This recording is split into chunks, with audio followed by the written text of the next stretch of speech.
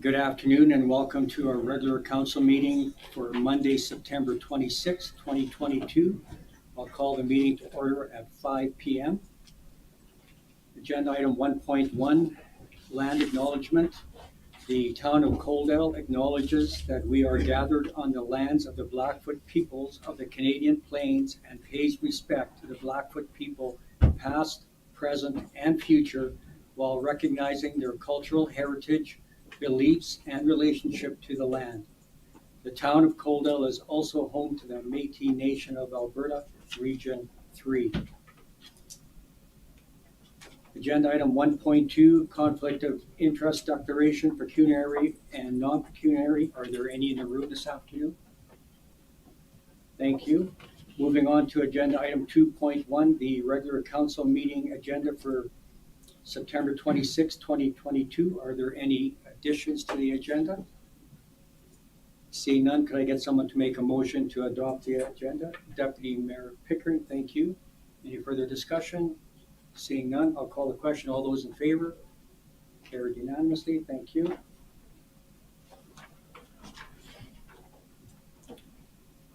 Agenda item 3.1, adoption of the previous minutes from our regular council meeting of September 12th, 2022.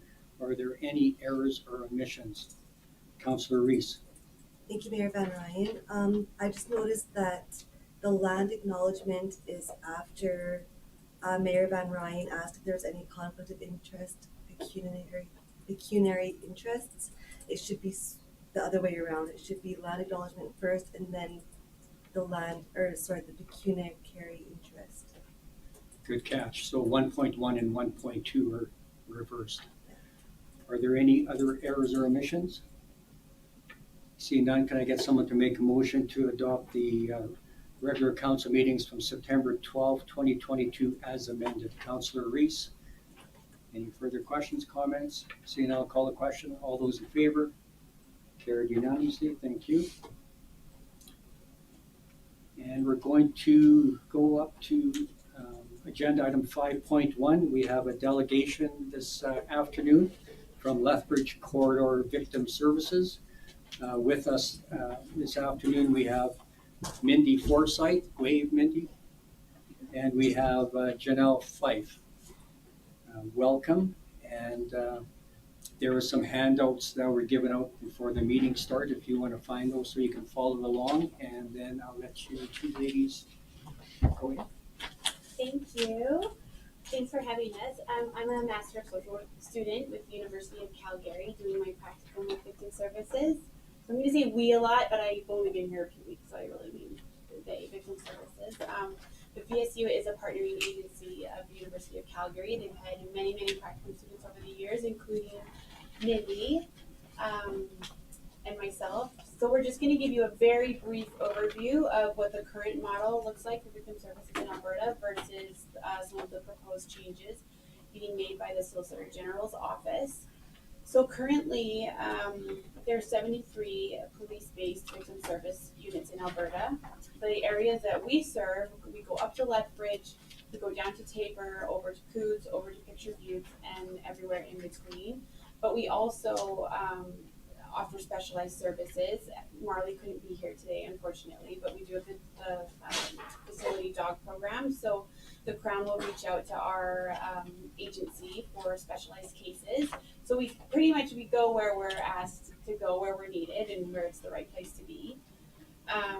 The support that we provide is to victims and witnesses of crime, but under the current model, which has allowed for a lot of flexibility, we're able to serve files dealing with sudden death, suicide, emergency protection orders, Clare's Law, and car accidents when requested.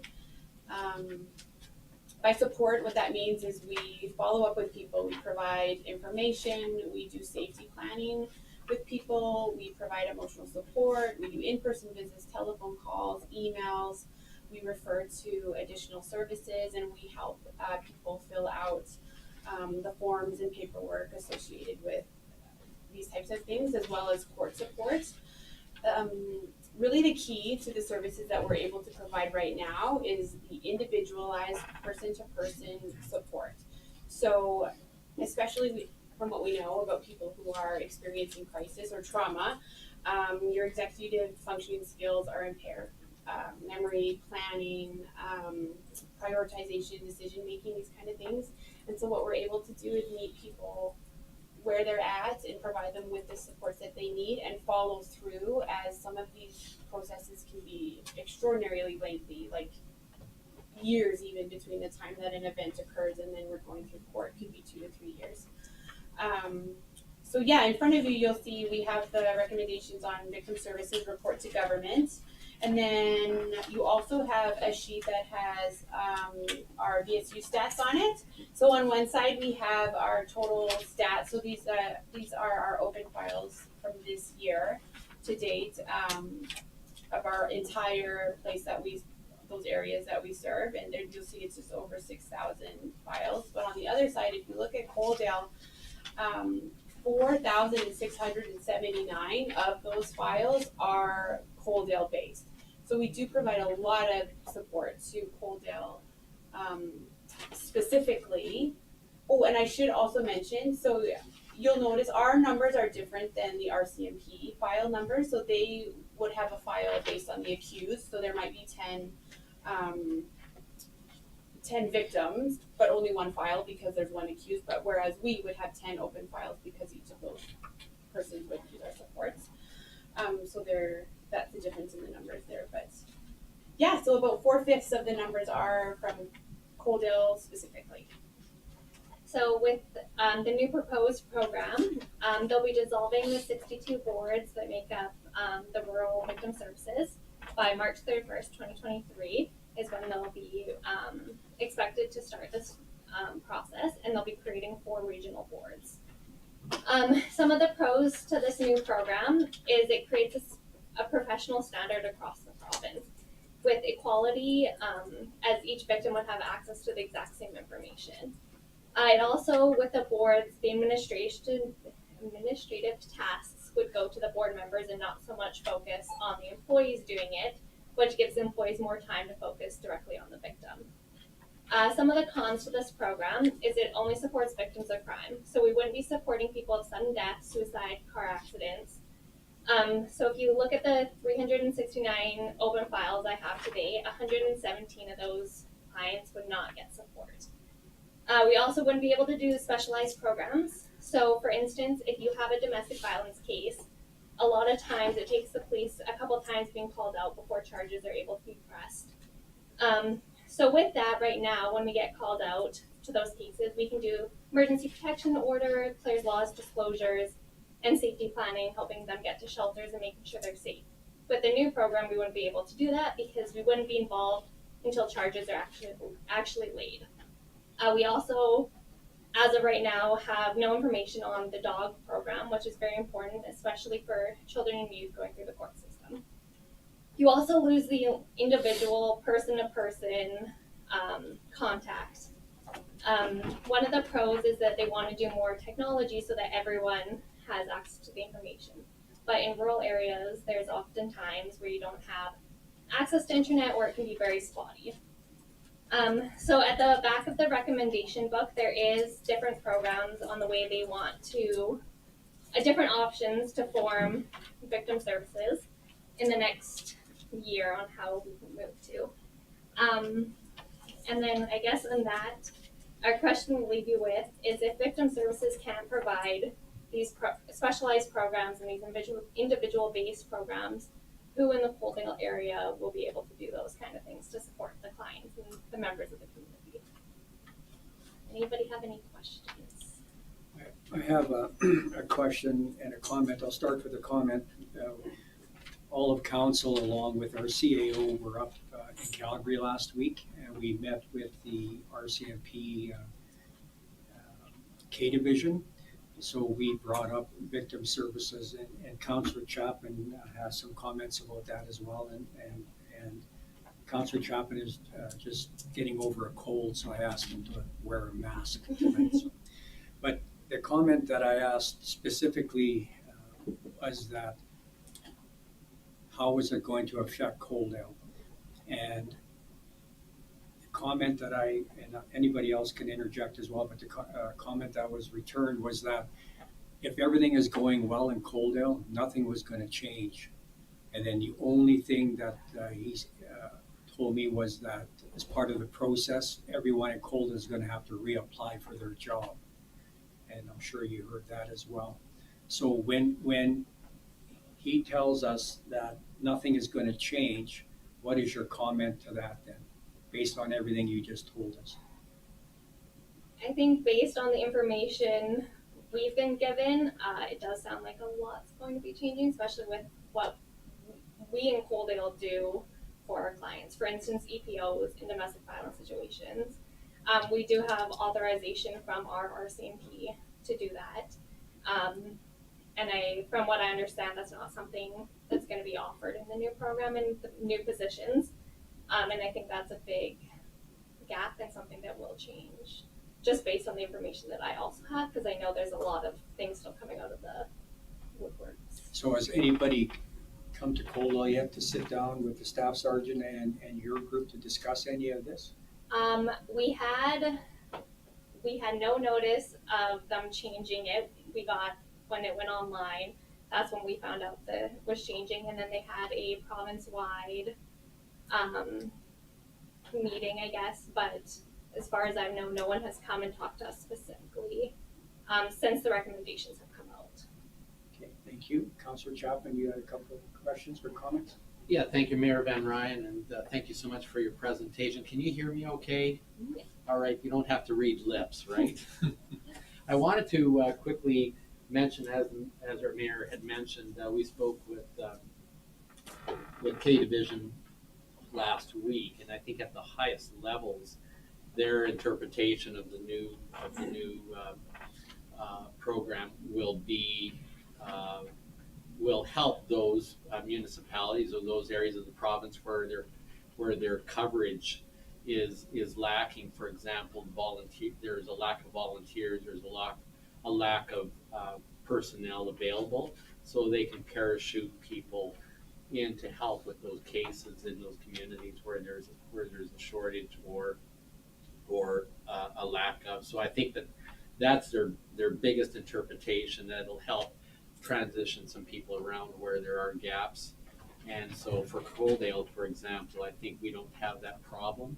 In fact, I think we're well established that way, so I think we don't have to fix anything. So I didn't expect the RCMP, for example, to encourage changing the system. And as the mayor said, is that the only thing that we were all concerned about is that everybody has to reapply for their positions, and that didn't seem fair, in the sense that there's already a track record with each person either employed or volunteering with victim services. My only other question to you would be, with caseload, how much time do you spend with each case? Is it like in perpetuity, or do you have sort of an end time or date with each case? It's all individualized, so it depends on the victim. A lot of times the end date we kind of aim for is when court is concluded. But there are cases that we continue to support. After that, it depends on their crisis level and the resilience level and the supports that they need. So it really just depends on the person.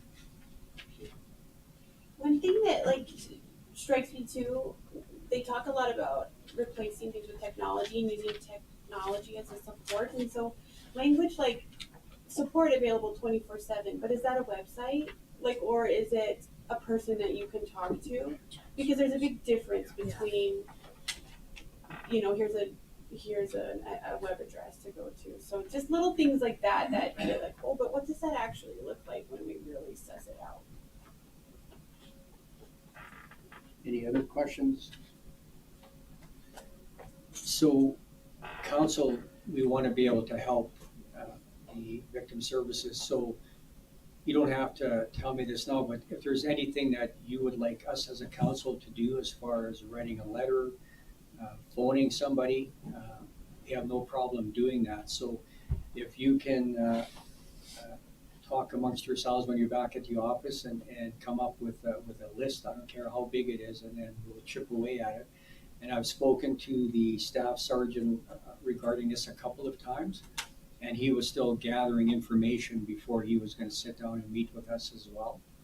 So other than that, I'm not sure what we can do right now until we also get more information. So I think it's definitely a lot of conversations coming up as they announce more things and we find out more information too. okay. So do you have anything else that you want to add? Thank you for having us. Okay, but make sure you work on that list for me, Yeah, though, okay, please? And then if you can just talk a little bit, spend a minute or so talking about your service dogs, their names and what they do and where they stay. Yeah, so we have two. Maddie, she is on her way to retirement, so she gets to do just more of the fun stuff and not so much the court support stuff. And then we have Marley, who's our up and coming, and she does a lot of things. So she goes to court with our victims and sits with them while they give their testimony. She lives with Adonus, so that's why unfortunately she couldn't be here today. But she'll hangs out with kids and victims of sexual assault a lot is her main people she works with. But she goes all over. We have her in Tabor, in Lethbridge, Cardston, Calgary sometimes refers down if they need to. So she's a very big, important part. The Crown emails us all the time asking for us to step into cases just to have her support. We really notice a big difference when she's there and present. Excellent. Can I just ask one more question about about your numbers? I find these numbers not only educational but kind of alarming. You know, I've never seen these before. Would you find that a number of your caseloads are individuals that have relocated to Coaldale, for example, or is this kind of a trend throughout southern Alberta? Say, for example, that Tabor, if those numbers are equal to Tabor's, would you know how those numbers are reflected in Coaldale? I'm actually not sure, but I could possibly find out that information for you. And then you can email that as well. That'd be great. Perfect.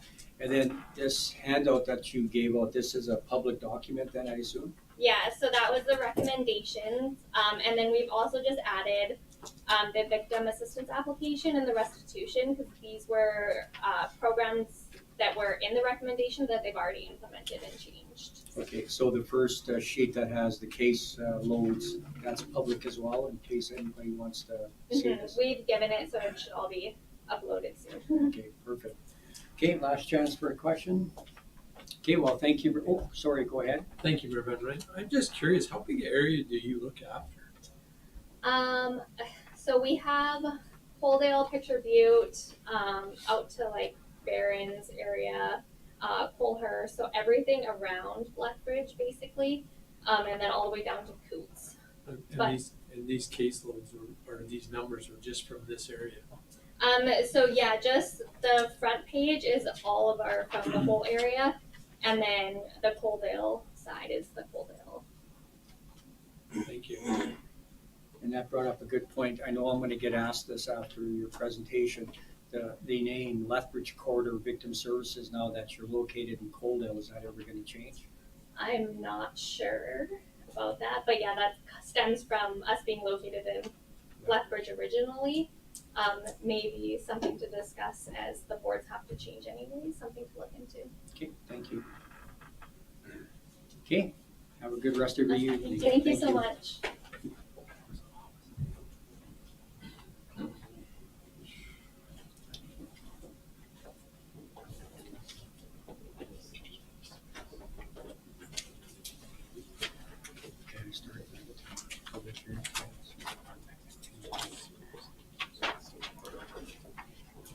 Okay, we're going to move on. We're going to jump ahead to item 7.1, the land use rezoning bylaw 857-P-09-22 regarding the institutional recreational to direct control regarding second and third reading.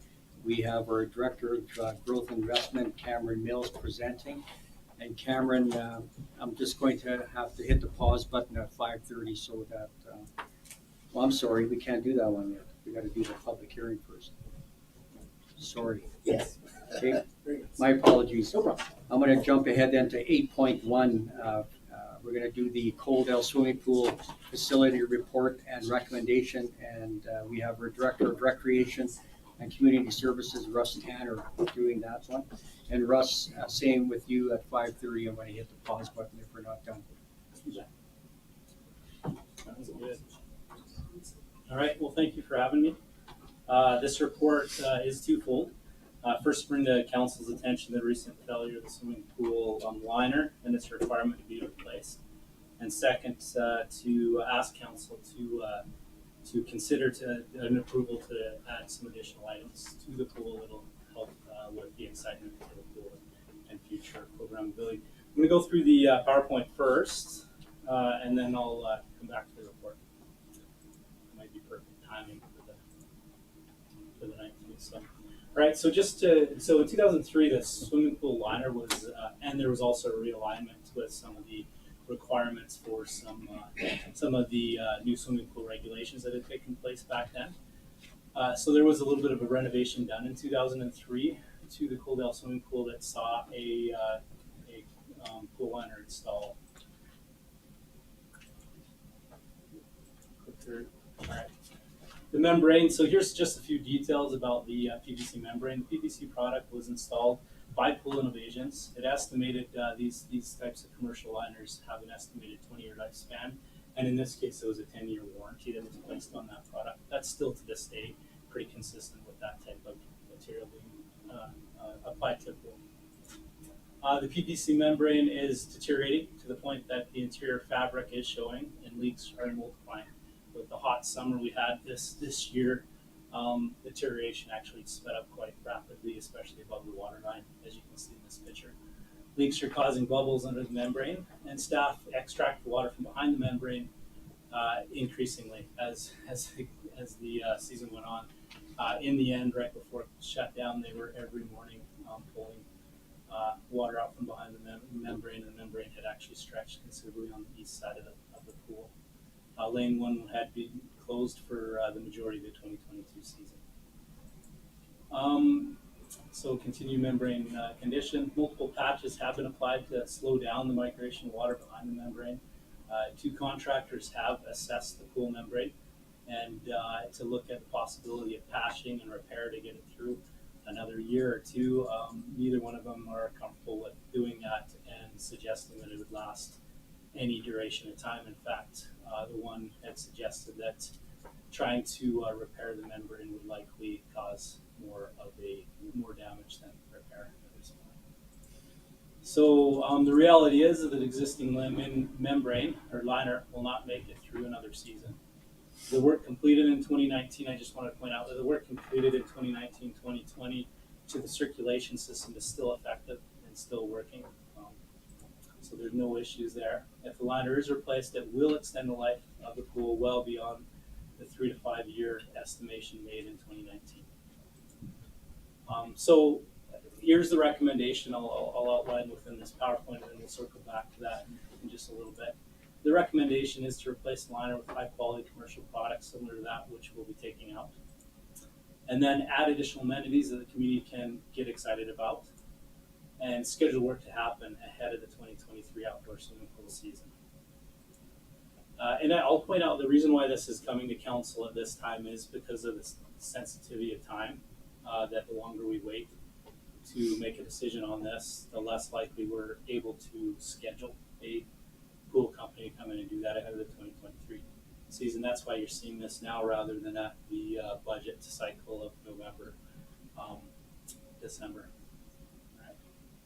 All right, so the recommended budget. So this is just a recommendation, and in a minute I'll kind of talk about this. This recommendation did go to the Waves and Blades working group to make sure that this is something that they could align with. But the PVC membrane replacement at $225,000 is the estimated cost for that. We could add some water slides or water slide. We've got a budget there, 120 to 200. That will depend on what type of slide. There's options for slides, things like that. The idea would be that we could go back and certainly engage the Waves and Blades group in those decisions, provided a budget, and or we could just provide a budget and see what amenities are there. Climbing wall with an estimated $70,000. That would be a 3-panel wide climbing wall, 12 feet high, is what the estimation is. Similar to if you've been to the YMCA in Lethbridge, they have one. They also have one in the Raymond Pool. And then we looked at beach volleyball courts and upgrading some of the landscaping. There's lots of green space there, plenty of space for something like this to happen, and it would also improve our programmability and that we could actually do some volleyball leagues and pull some pool into that space. Deck furniture at $20,000. This would also include a pool ramp, making the pool more accessible to those with some disabilities. So. And then held on to a little bit of contingency. When we pull the liner off the pool, it's been there for 20 years. We need to anticipate that there may be some concrete work that may need to happen ahead of the liner going in. May not, but. And then the total budget estimated at $600,000 to do that recommendation. Well, the rationale behind this is the existing liner, as you're aware, this is not going to make it through another season. The most cost-effective repair is to replace the liner. And if we're going to spend $225,000 on replacing the liner, then we could certainly help sell that to the community if we were to add a few other amenities and items. A water slide and climbing wall will add to that excitement. Beach volleyball court, as mentioned before, is unique and has potential for leagues. Accessibility ramp is needed for seniors and those with disabilities.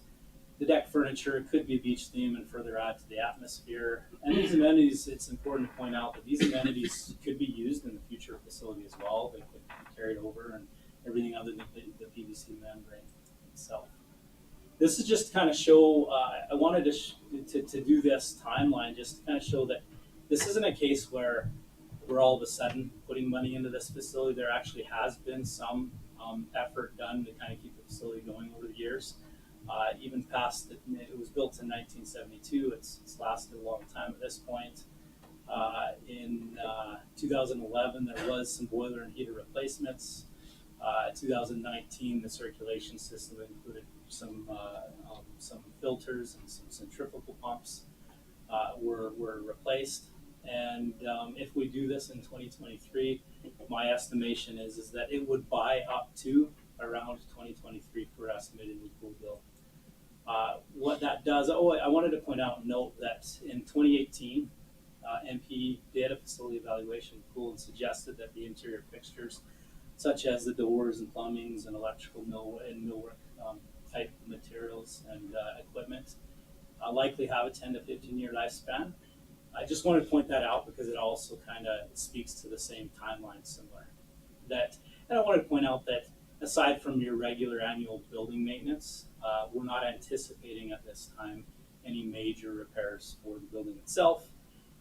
Certainly some tile replacements, some grouting here and there, and some possibility of, but that would all be absorbed in the regular operating budget. So from what we can foresee and from what studies are telling us, this recommendation would line up to its end of life cycle.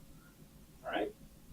So that, as suggested, this PowerPoint was shared with the Waves and Blades group, and they endorsed what you'll see in a minute as option 1 fully. Here are some of the comments that were made by the group endorsing the idea. This helps us slow down. This takes pressure off and buys us more time. I like that we can take a break and work towards what the community needs. And we're not going to have a new pool next year, and so this works. It's just some of the comments that came out during that meeting. The proposed funding for this would be MSI Capital 2023. And there's obviously some options. There's options that we've provided here. The full recommendation at $600,000. The replacement of the liner at $225,000, and obviously council could also suggest other recommendations, but then there's also the cost, no cost to close the pool itself. The Because this project will generate excitement and buy the community more time to plan for the future, staff's recommendation is that council approves option 1 with replacement of pool liner and additional amenities as outlined in the amount of $600,000. Okay, thank you, Russ. And we're gonna hit the pause button right there so that we can do the public hearing and we'll come back to you, okay? Okay. Thank you very much.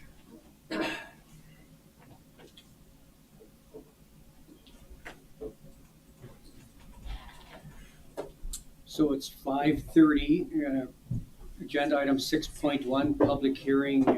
I'll call the meeting to order regarding land use rezoning bylaw 857-P-09-22 regarding second and third reading.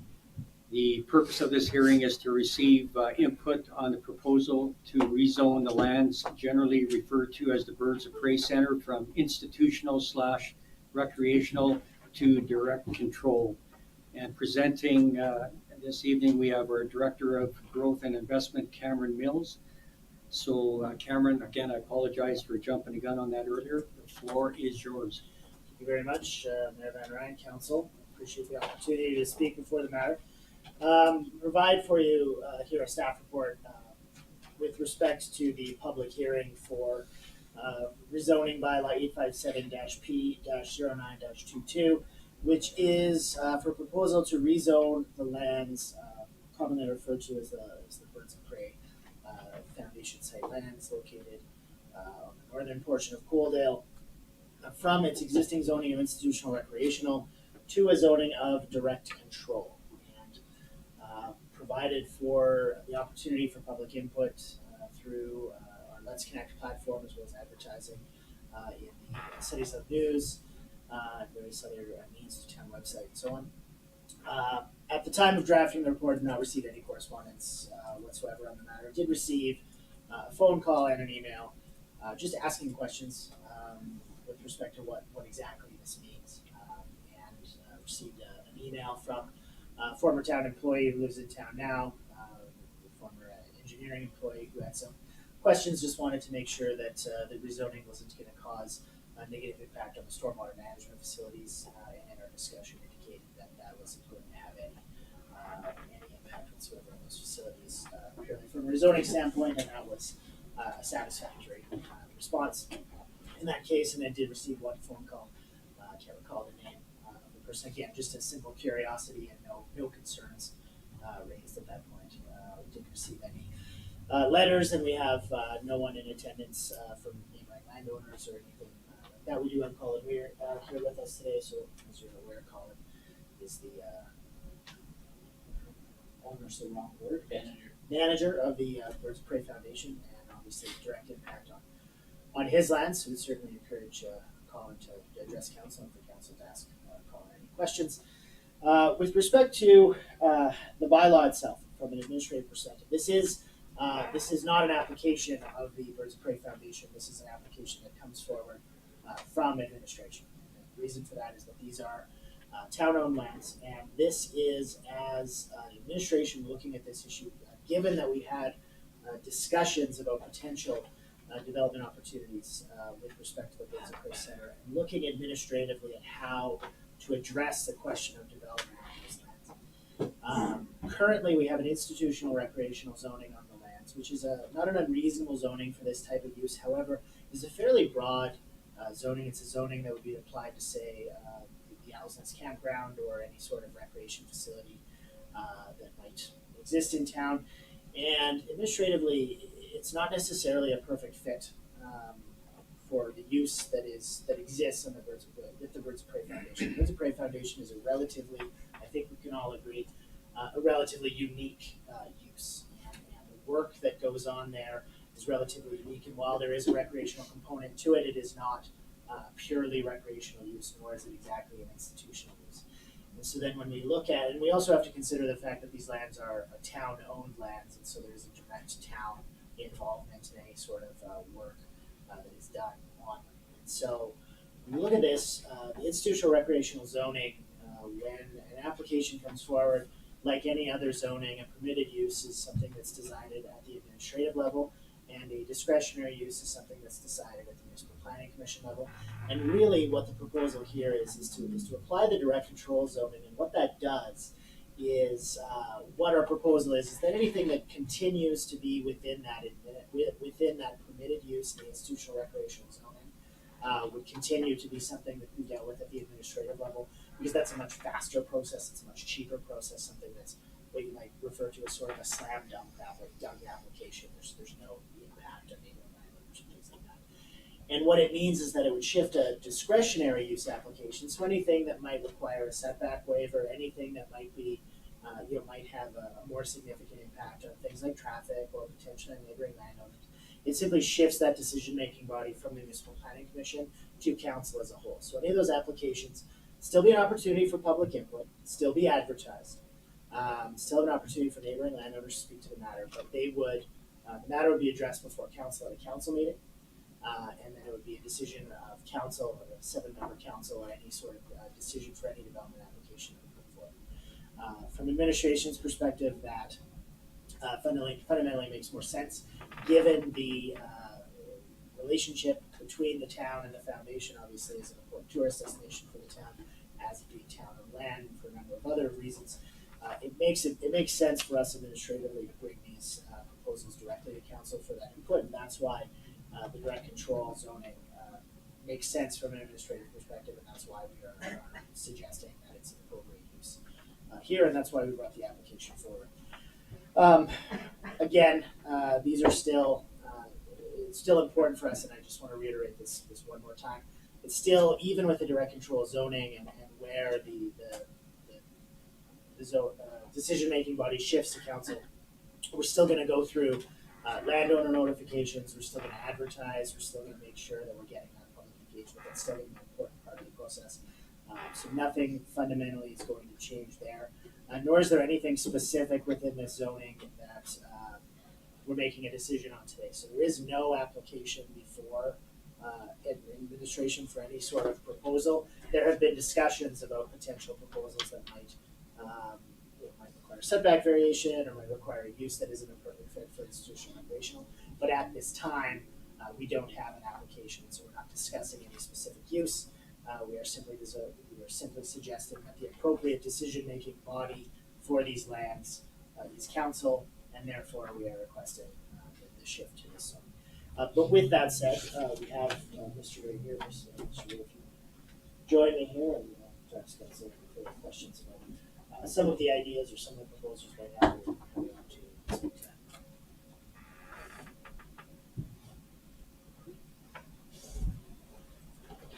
Welcome, Colin. Because this is a public hearing, I gotta get you to sign a piece of paper before you leave, so don't leave. Okay.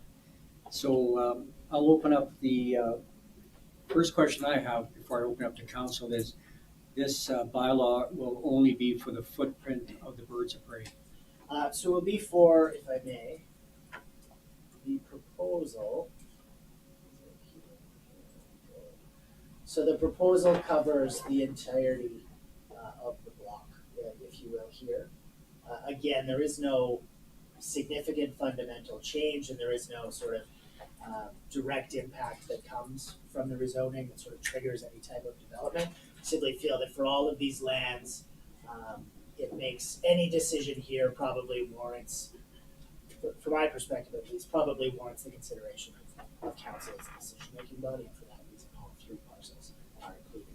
And that's all land owned by the town of Coaldale and then leased partially back to the birds of prey. Okay, thank you.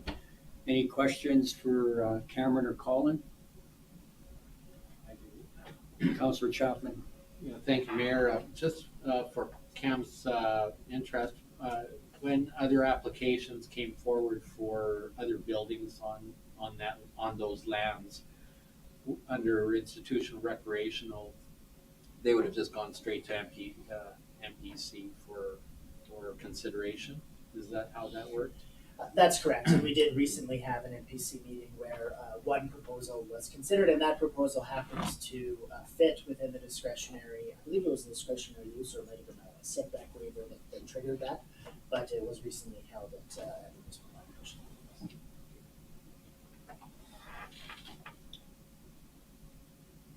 I'll open it up one more time to council. Any questions, comments? Seeing none, then I'll have to ask the question then, does council have sufficient information to make a decision to rezone the lands generally referred to as the Birds of Prey Center from institutional recreational to direct control under agenda item 7.1 that's coming up next? Does everyone have sufficient information? Maybe just one more thing for council consideration. I guess with regards to these types of not applications, but even rezoning situations, obviously there are some motivations in mind for those changes to occur. And so would we have some ideas coming up that would assist us in understanding better? I think that today we're making a decision on direct control, but in some cases we've also learned that applications have not met the criteria that we would define as council. So I just have just my own comment on that, and whether there would be a further consideration for these applications. I'm not sure I understand the question. All right, don't worry about it then. Okay. So if I may, so the proposal, there's been some discussion, for example, of a learning center or boarding house type concept that might be considered on this on these lands, and that was sort of the starting point of the consideration of this bylaw, if you will. Is that what you're referring to as the question? Right. So that application hasn't been formally received. There's a number of steps that we'll have to have some design and things like that to consider, and that would be, if this bylaw were approved, that would then be presented to council. Best guess would probably be the 2nd October meeting, unless it was received very, very quickly coming post today. But that would give us sufficient time, for example, to circulate it to landowners, provide council with information in advance, and then we would have a discussion of that item at a public meeting of council, and all of that information would be presented prior to a decision. Did that answer your question? Okay, thank you. Last chance, any more questions, comments? So then I will hereby declare the public hearing regarding land use bylaw amendment 857-P-09-22 closed at 5:42 p.m. Thank you very much. Colin, you can go ahead and sit back in the gallery if you want again. And if you come up on the next item, then we'll call you back up again. Okay. Okay, moving on to bylaws and policies. Agenda item 7.1, land use rezoning bylaw 857-P-09-22 regarding institutional recreational at the Birds of Prey to direct control, second and third reading. Again, our Director of Growth and Investment, Cameron Mills, will present. Thank you. I don't have significant further comments. I tend to blend the two reports together when I'm speaking. So I think most of the information was probably included in my last report, though I remain present and available for council's questions or comments if you have any further. Okay, thank you. Any questions, comments? See none, can I get someone to make a motion that council provide second reading to land use rezoning bylaw 857-P-08-22 as presented? Councillor Reis. Thanks, Mayor Van Rijn. I'd like to make a motion that council provide second reading to land use rezoning bylaw 857-P-09-22 as presented. Thank you. There's a motion on the floor. Any questions, comments? Seeing none, I'll call the question. All those in favor? Carried unanimously. Thank you. And could I get someone to sponsor that council provide third and final reading of land use rezoning bylaw 857-P-09-22 as presented? Councillor Avery. I'll move third reading. Thank you.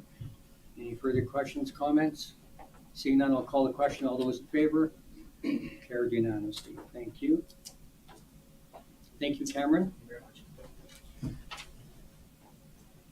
Moving on to, back to new business item 8.1, I'll call our Director of Recreation and Community Services back to the table, Russ Tanner. And Russ, thank you for the PowerPoint presentation. So for the sake of discussion purposes here, we discussed this in length at our recent strat planning. So I'll open it up to council, but my suggestion is going to be that I'm going to break it into the different parts of Russ's proposal. So we have the pool membrane at $225. We have the deck furniture of $20. We have the beach volleyball and landscaping at $35. The climbing wall at $70,000 and water slide $200,000. So I'll open it up to council to talk about the membrane first. Are there any questions, comments to Russ regarding the membrane? Councillor Avery. Thank you, Mayor Van Rijn. Just to go along with what you just said, Mayor, can we not just approve option 2 and then have the other ones come back when we're doing budget deliberations in the fall? So that way we're just approving the 225 now, and then we can discuss how much farther we want to get into it.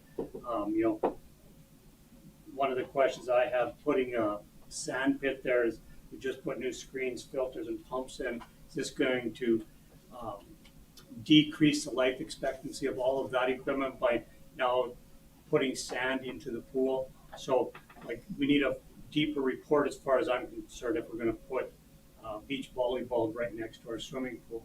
So, I would like to look at look at option 2 and then bring everything back to our fall budget deliberations to see if we're, because we don't need to spend the $600,000, but the report is very clear. We need to spend the 225. Okay, thank you. So taking your comment into consideration then, we will break it apart. So let's talk on the pool membrane first. Do you want to care to make a motion for the membrane then? Yes, I would. Okay, so Councillor Avery makes a motion that we replace the pool membrane at a cost of $225,000. Does that capture it accurately, Russ, doing it that way? Okay. Deputy Mayor Pickering. Thank you, Mayor Van Rijn. So how accurate is this 225,000 going to be? Thank you for that question, because as I said, yes, I actually recall that there's $50,000 in contingency there, and that $50,000 in contingency is mainly anticipating not the unknown situation of the pool basin itself when we pull up. So then is that like that's 275? 275 with $50,000 as contingency only to be used if required. Okay. Councillor Avery, would you accept a friendly amendment? Yes. So Councillor Avery makes a motion to replace the pool membrane, including contingency fund of $50,000 for a total of $275,000. Any further questions or comments on that? Councillor Chapman. Yeah, thank you, Mayor. And first of all, I do want to thank the Waves and Blades for their actions and decisions on this matter. I think that really shows that they're really putting their time and efforts to good use, and it's some good results here. Just my only question with regards to option number 1, which I think will end up coming to council later, then your requests for the slide, the climbing wall, volleyball, beach volleyball deck furniture, would you have to purchase that now to have that ready for 2023 even? Like, is there like supply chain issues that you would need to consider to purchase those items? It's a good question. And certainly something that came to mind is that there is a possibility that there's economies of scale if we're getting a pool company to come in and do the membrane and to do a larger project. There's always that possibility of economies of scale. I wouldn't know what that is unless we were to tender or request for proposal with those separate line items. And as far as supplies go, supply chain issues exist like crazy still. The longer we wait, the less likely we would have to have them in place for next year. But that's not to say we couldn't have them in place for the following year. So I don't think, in my perspective, that it is a bad idea or a bad approach to do what's being suggested. However, I do suggest that the bigger the project, the more interest there is from a pool company, and there becomes some economies of scale. Just a final question to that. You didn't put in the ramp for accessibility purposes. That's in there. It is. It's in there as part of the PowerPoint. I just didn't see it in the It's part of the deck furniture. It's part of the deck furniture. It's $10,000 approximately. Because I would certainly want to see that in there sooner than later. Okay, so let's deal with the liner first. There's a motion on the floor for 275. Any further questions, comments? Seeing none, I'll call the question. All those in favor? Carried unanimously. So moving on to the next big ticket item, the water slide. And Russ, can you just speak a little bit more on if we were to put this on this pool, and when the time comes that we're going to build a new pool, what's going to happen to this equipment?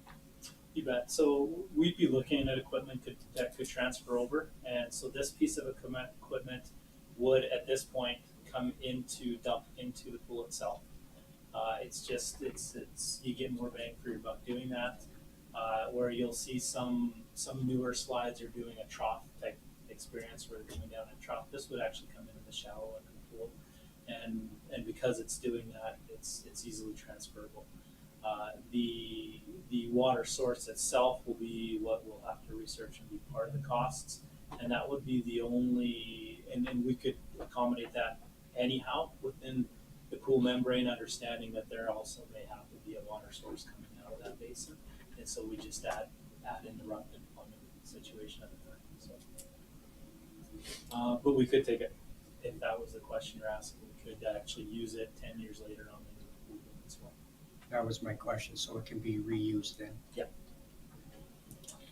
And I just, Yes. and the reason I put 150 to 200 there is because I'm still at the height of the pool season was when I was asking for these numbers. And so I've had a number of slides provided to us at different costs that kind of vary between that 150 to 200. There was even some talk on the Waves and Blades group that if we found a slide for around 150, there's also other possibilities of putting. Some people may have been to Henderson Lake Pool already and seen the yellow side that dumps into the deep end. It's less intrusive, a lot cheaper a slide, but there could be the possibility of, if council was open to that idea of providing a budget for slides, where that group could even perceive a situation where they'd actually get two options provided to the board. Okay, thank you. I'd like to invite our Chief Financial Officer to come join Russ. I just have a question regarding the funding stream for this. So Kyle, Russ was saying that MSI funding, correct? Mm-hmm. So can you explain that, where that money comes from? What is it designated for anything else right now, or is it just, what are we going to do with it? So there's two main grant streams, MSI, which Russ referred to, and the new one, the Canada Community Building Fund, which is previously the gas tax fund. Those are grants that we receive from the provincial and federal government every year for capital purposes. Anything earmarked for 2023 going forward that we're set to receive has not been spent or allocated to any projects. So come October, November, where we discuss budget with council, we have those funding streams available for each of the years in question. The council can allocate to various projects at their discretion and whatnot. So it's basically capital grants we're getting from the province that hasn't been allocated anything else yet. Okay, thank you. So again, we're discussing the water slide. I'm just going to use the $200,000 number so that we're safe with that. So I'm going to open it up to council now to discuss the water slide. Councillor Avery. Thank you, Mayor. So if we use this MSI funding, it's going to take away from some need to have projects to have a nice to have? Is that like sidewalks, roads, to have a slide, is that correct? If we Well, allocate that? not speaking specifically to the slide, but any time council allocates funds to one object, it takes away your ability to spend it on something else. Kalen? Thanks, Russ. I appreciate the economy as a scale point, but I just want to make sure that if there is a staggered approach here where the liner occurs and then in the next year perhaps a few amenities such as the slide occur, there wouldn't be any rework to the liner if we have to stagger the inclusion of some of these amenities. Can you just comment just to make sure that there isn't any rework to the liner that would be required in the event council staggers the amenities? So what I'd plan for is the opportunity to be able to pull from the basin. If that's one of the slides we chose, we'd make sure that infrastructure was put in place as a liner was put in place, so we could cut into the liner. We'd use that foresight for now or in the future, and that would fit within the within the contingency of the $250,000. I'm pretty confident, very confident. Thanks. Any, Councillor Beekman? Thank you, Mayor, and thank you for the presentation. Two questions. Well, one's going to be kind of broad spectrum. It's not specifically about the slide, but just because we get asked all the time, do we have numbers on that? What a new pool would cost yet? So, thank you for the question. What we're doing right now with that Waves and Blades group is we actually have engaged an engineering company to help us with some conceptual plans to be able to give us more specific costs moving forward. So we don't quite have those yet, but we will have those ready for community engagement later this year. Okay. And depending on the timing the council would like to see on our community engagement side, we are working with rough numbers at this point in time. Those rough numbers have been provided in the past. Yeah. Second question, going directly to the slide. So with the pool membranes having 10 to 20 year life expectancy, I guess more of a 20-year, but 10-year, what's the life expectancy on like the water slide, for instance? Because I mean, with chlorinated water, sun, kids, right? I guess if we're looking at it as a selling feature of, well, it's 150 or 200, but we can transfer it to the next pool. Who's to say that it manages that life? Yeah, and anytime you're doing a life cycle, there's not an exact number. However, Right. what I can say pretty confidently, these are fiberglass slides that, if made to hang properly, to give you an idea, the Aquafund Center table was open in '91. They've had some gel formation, like they've reapplied some fiberglass, but only because somebody cut into the slide at one point in time that they had to do any major repair, to give you an idea. Okay, thank you. Any further questions, comments? Deputy Mayor Pickering? Thank you, Mayor Van Rijn. Following up on Jason's comment to that slide though, theirs is inside. This is gonna be outside. The Tabor Aquafund Center slide is Yeah, outside. some of it is, some isn't, so you're referring to the outside standing up all right? Yeah, the outside stands up all right, and probably a better example of that would be Tabor, right? Tabor slides are still fully functional. I've been there this past summer. It really comes down to the maintenance that you have done to them, right? Like they have, almost like each joint is applied together, and as long as you maintain those, and that they're not leaking on a regular basis. The other thing to keep in mind too is we're a seasonal pool, so the freeze and thaw, what we'll do is we'll protect it from any moisture being on it, and that'll prolong its life as well because it won't have the water sitting on it, so it's the expansion and contraction. So there are ways to keep it going longer, but it's safe to say that the vast majority of outdoor slides still last 30 to 50 years. Thank you. So based on tonight's discussion, this is gonna go out to the general public that realistically, they're not gonna see a new swimming pool in Coaldale for up to 10 years. So by doing the liner, which is a definite requirement, adding the water slide is another way of enhancing the current swimming pool. And that slide can be moved to the new facility when the time comes. So this is giving our residents extra amenity at the current pool. So for myself, I think the $200,000 spread over those years, I think that's an inexpensive way of making our pool exciting again for the youth of our community. So again, we're looking at $200,000 for water slide or slides once a design comes back. So I want to treat that as a separate motion. Is there anyone that cares to make a motion that we commit $200,000 for the water slide option? Councillor Saylor. Any further discussion? Seeing none, I'll call the question. All those in favor? Opposed? Opposed is Councillor Beekman, Councillor Avery. The motion is carried. Next, we'll move on to the climbing wall.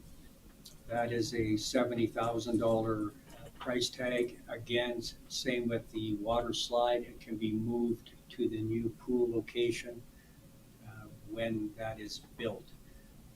Does anybody care to make a motion for the climbing wall for $70,000? Councillor Saylor, any further discussion? Seeing none, I'll call the question. All those in favor? Opposed?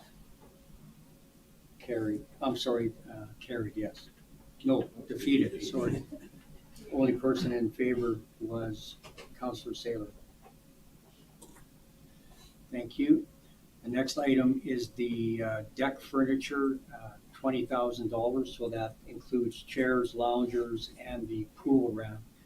And the pool ramp for the seniors, because the pool, correct me if I'm wrong, Russ, is like 2 feet deep at the shallow end? I think it's just over 3.5. 3.5 feet at the shallow end. Don't quote me on that, but it is more than 2. Okay. So there's a lane swimming that carries on throughout the spring and summer. And I've met with the seniors a couple of times regarding that, and it's hard for them to get into the pool. So that ramp that's included in the deck furniture of $20,000, that alone has a price tag of approximately $12,000. It was 10. Yeah, we did get a price of our own at 10. So it's between 10 and 12, yeah. But Okay. So that's covered under the deck furniture of $20,000. Can I get someone to make a motion that council spends $20,000 for deck furniture, including the pool ramp? Deputy Mayor Pickering makes that motion. Any further discussion? Seeing none, I'll call the question. All those in favor? Opposed? Councillor Avery opposed. Motion is carried. Then the last item is the beach volleyball and landscaping for $35,000. I would just like Councillor Avery to bring that back again, his comments about the sand, please. Sure, thank you, Mayor. I'm just concerned that we've just put new screens, filters, and pumps in. We've done one full season with that, and it's the sand's going to get into those pumps. It's going to get into the filters. So, is this going to decrease the life expectancy of that new equipment from 10 years to 6 years? Because it's not to pump sand, it's not to filter sand in that volumes. So I'm just concerned putting a beach volleyball court right next to a swimming pool. Kids will be kids and adults will be adults, and half of your sand is going to end up through the pool. And so I'm really concerned about putting it there. We need a beach volleyball court in town. We have a lot of nice parks to put it in, and I just don't think this is the place right now to put it. That's my feeling. I'm just concerned about the wear, tear, and maintenance that is going to go into this new stuff that we've already installed. Really good question. And so first I'll kind of address, there are ways to mitigate how much sand kind of comes into the pool in facilities like this, where, we certainly will create a barrier that isn't allowing people directly to run right from the sand into the pool. There will be expectations. You make a very fair point, though. Kids do their thing. They're going to run in there. There will be sand get into the pool. So first and foremost, I'll address the amounts of sand. I do believe we can mitigate to the point where they'll settle at the bottom. The only way for them to get to the pump is either at the surface through the skimmers, which won't happen with sand, or at the bottom drains at the very deep end of the hopper. If we vacuum the bottom of the pool, which we do on a regular basis, it shouldn't get to those bottom drains. And if it does, then there's also a second level of security there in that hair and length strainers have actually become more refined than in years past and actually do catch the majority of sand. To tell you the truth, with the grass there and the grass migrating to the pool at times, again, small amounts of it, it's a bigger concern for a hair and length strainer and starving a pump than sand would be. Certainly years past with cast iron pumps and things like that, sand would take care of a pump pretty quick. Nowadays, centrifugal pumps use a product called Belzona. They're acrylic within pump casings, and they're there because to mitigate from anything getting past the hair and length strainer.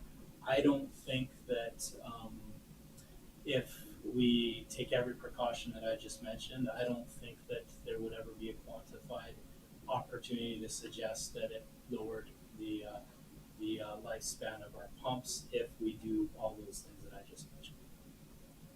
Okay, thank you. And can I just speak one other thing too? Part of the reason why I like the idea of this location is not only to kind of create the atmosphere and bring more people into a facility that also creates a little bit of a cost recovery to the town, but also this space is enclosed and controlled, where the biggest issue with communities putting beach volleyball nets in and when we see the ones that haven't been maintained and haven't been kept up is animals and the wrong use of the beach volleyball net, other people coming and using the sand for other reasons. Here we would actually be able to control that and maintain it in a much better way. And so from a maintenance perspective, this is more appealing certainly to my departments. Thank you. Any further, Deputy Mayor Pickering? Thank you, Mayor Van Rijn. How big a sand volleyball court are you talking? Because I've attended that pool quite a bit in the last summer, and people really like that green strip that's there to sit on, to picnic on with their kids. So you're going to basically take that all out of there? So the beach volleyball pit fits within that structure and still allows for about 30 to 50 feet to the north side for us to either maintain the greenery or put in cedar decking or things like that. From speaking with staff that are at the pool on a regular basis, they had actually suggested that it's very seldom used. It's also not irrigated, and so it takes an extreme amount of time to maintain. We can still continue to maintain a portion of that. What we would do, to give an idea, is we would take it the most south direction. There is space to leave space around it. However, we'd also put up a net so that the balls don't get up on the roof and out the back end at the south end. And we could maintain greenery if you'd like. We were, to be honest with you, looking at the possibility of eliminating it. There's a ton of deck space besides. But I would think that's one thing, Jack, or Mayor Van Rijn, that you would ask the public, because like I said, when I've been there, it's been busy. People sitting on there, especially when there's lessons going on and stuff like that. I've seen lots of people have kids playing on their stuff. So you're taking that away. That's all we have left. Thank you. Thank you. Any further, or Councillor Chapman, you had a question? Yes. Just a quick question to Russ regarding the beach volleyball pit or area.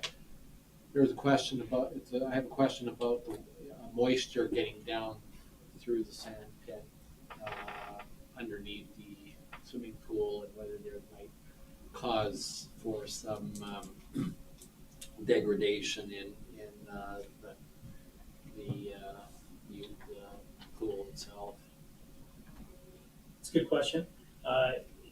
What we would be looking at it in putting that beach volleyball pit, and especially when you put sand there, is there's a need for us to put leaping tile and the proper drainage to get it out from underneath the sand for sure, to make it at all playable, especially during the months of May and June. So we would be putting drainage in, which would allow us the ability not just to do that for the beach volleyball pit, but actually improve the drainage that's around the curling club, which has been identified as an issue as well with its slab adjacent to that wall. So we'd actually be able to, in doing this, use Jason and his expertise with that. So. Any further questions, comments? Then could I get someone to entertain a motion regarding the beach volleyball and landscaping for $35,000? Councillor Chapman makes a motion that we spend $35,000 for beach volleyball and landscaping. Any further discussion? I'll call the question. All those in favor? Opposed? Keep your hands up. Opposed, Councillor Reis, Councillor Avery, Deputy Mayor Pickering, and Councillor Beekman.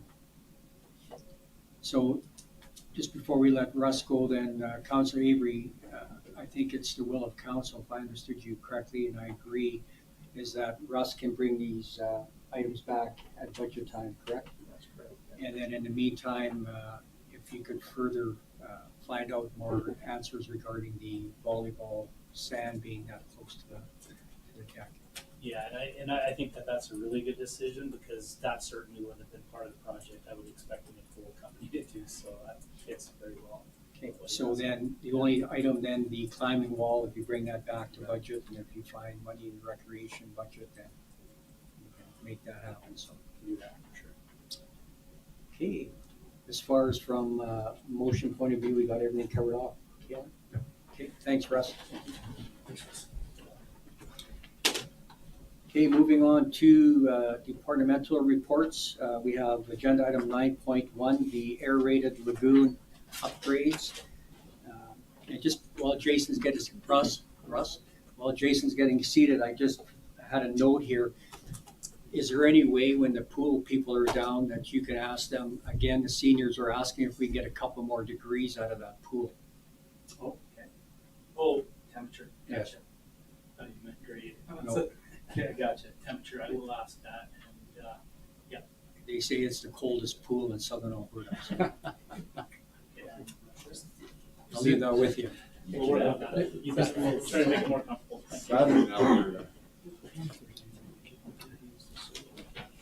Okay, so this evening we have our Manager of Development Engineering, Jason Siemens, doing a report on the aerated lagoon upgrades. Jason, when you're ready, the floor is yours. All right, good evening, and thank you, Mayor and Council, for the opportunity to present a project update on the aerated lagoon upgrades project. Project which I believe has been a great success to date, and one I think all of the town can be proud of.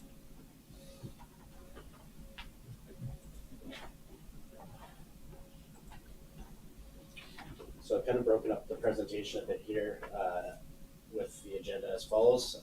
We'll start off with a background consisting of the project team, project background, project highlights, move on to project status update, a bit of a virtual tour of the construction progress to date, a quick budget update, as well as a quick schedule update.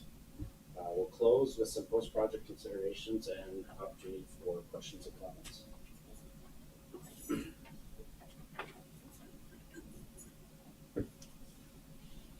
So the project was delivered with a traditional design bid build contract consisting of three partners, that being the owner, the designer, and the builder. So the owner, of course, the town of Coaldale, myself, took on the role as project manager. We also had a lot of support from the operations department.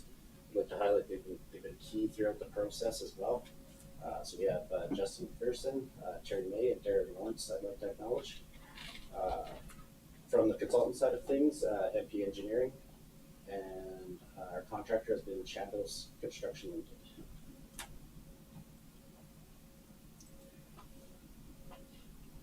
So next we have the project background. So the town currently operates an aerated lagoon wastewater treatment facility. Historical records indicate the original facility was constructed as a conventional lagoon in 1970, while the current rendition of the facility was upgraded to an aerated lagoon in 1984, later receiving fairly substantial upgrades in the form of aeration and liner work in 2005. The current need for the improved wastewater treatment and capacity ultimately resulted in the realization of the town's current project as we are working on currently. The major item factors for the project include the adoption of new rigorous wastewater effluent regulations, primarily the WSER regulation from the federal government, administered by the Fisheries Act, as well as the need to expand the facility to accommodate our future growth. So a little bit more on the objectives, like I said, to increase treatment capacity. So the facility is designed to handle the next 20 years of population growth. Secondly, and equally importantly, is to improve the quality of the treated effluent that we discharge to the Land River. So this is probably, well, I guess growth as well, but a major trigger for the project is we, as well as many other municipalities, are now required to meet the federal effluent regulations, which have some new requirements for ammonia and phosphorus, which are a challenge to many municipalities. So the current facility is designed to meet both provincial and federal legislation and regulations. So a brief summary of the timelines.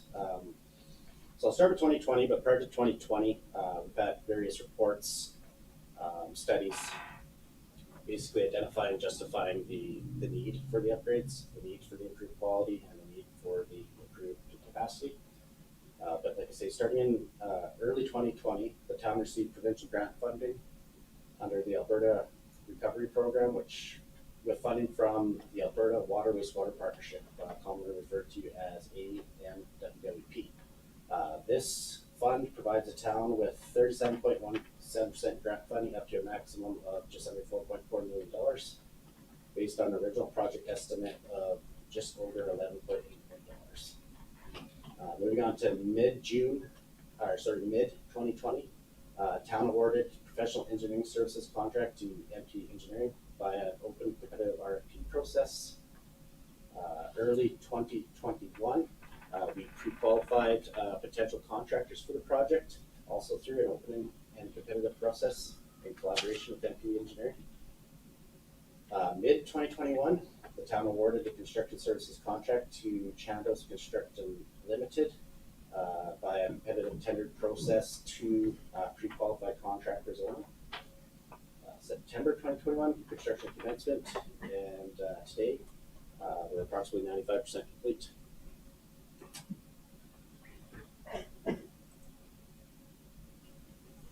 So project highlights basically provided the summary of the scheduled work items.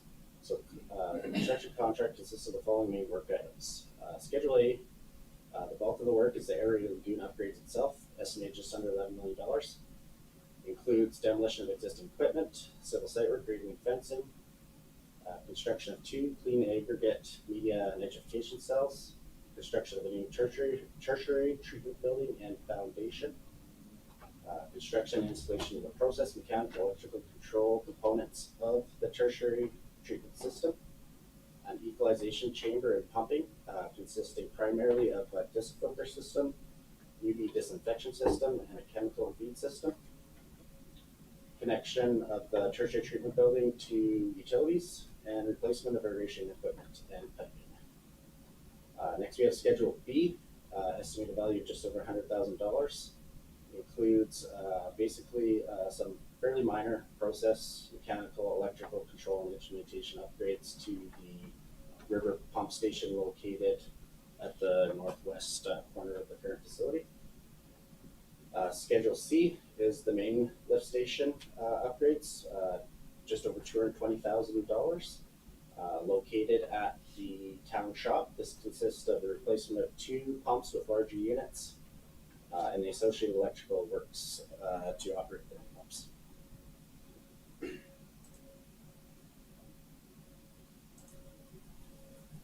So next, I'll provide a brief virtual tour of the construction progress. What we have here is the overall civil site plan. You can see the majority of the new works primarily on the west side of the site, but I should also highlight that we upgraded much of the existing process throughout the existing site, as well as the lift station down at the town shop. So just moving through those scheduled work items, here we have demolition of existing equipment. Down on the left, the bottom left is removal of existing armor on the storage cell to be replaced with new armor. Top right, we have some desludging happening here to accommodate the new aeration systems, new liners, as well as this is also just a typical maintenance item that we incorporated into the work. Next we have civil site work and grading. Up at the top center here, a significant amount of earthworks went into the project, primarily for excavation of the nitrification cells, which we'll detail a little bit later. Also, quite a bit of piping, new structures and vaults. On the right here, we have a fairly significant excavation for a valve replacement. Center bottom, we have HDP membrane liner replacement in one of the existing cells. Next, we have construction of the two nitrification cells, kind of in chronological order from top left moving to bottom right. Here in the top left, we could see just the extent and magnitude of excavation required for one of the two cells. We have the wooden sacrificial walls going in, the clean granular media, as well as you could see some of the aeration tubing as well. Here gives you a little bit better, top right gives you a little bit better idea of some of that aeration piping. Bottom left is a nice photo kind of showing the completion of the granular media and the installation of the insulating wood mulch layer. And bottom right is pretty much the completed project minus some establishment of topsoil and seed along with perimeters. Next we have the equalization chamber pumping. Again, a fairly significant excavation, fairly significant structure. Top two photos are that equalization chamber, which is below the tertiary building. Bottom left is the UV disinfection system, primarily for removal of liquid bacteria and viruses. Bottom right is the disc filter, primarily for nutrient removal, aids in phosphorus removal. Not pictured and not yet completed is the chemical feed system, which injects alum upstream of the tertiary building to aid in phosphorus removal. So all new components and significant new components to the current review. Here we have the tertiary building. I guess the west half of this is basically on top of that equalization vault we just seen on the previous slide. Kind of showing just the progression of construction. So it houses the tertiary treatment processes. It houses the lab, you can see here, as well as the generator room, as well as the chemical feed room. Here we have some photos of the process mechanical electrical control components associated with the tertiary treatment system and building. So this is an interesting photo here, kind of looking down into that vault, showing some of the submersible pumps used to basically lift the influent up into the tertiary treatment processes, that being the UV channel and disc filter.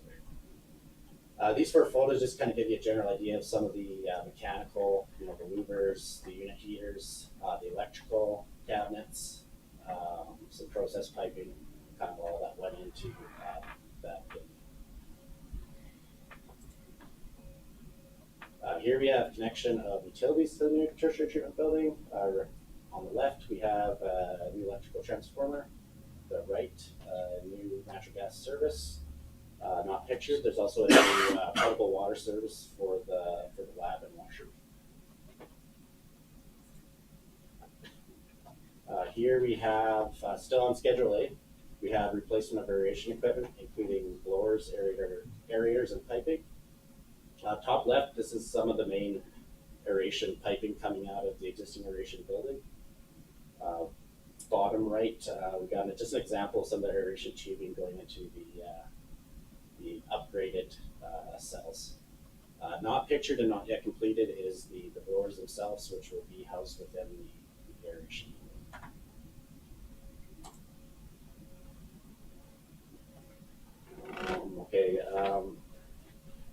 Continued on with Schedule A, we have the process and mechanical piping replacement, electrical controls and instrumentation, and minor structural electrical upgrades associated with the river pump house.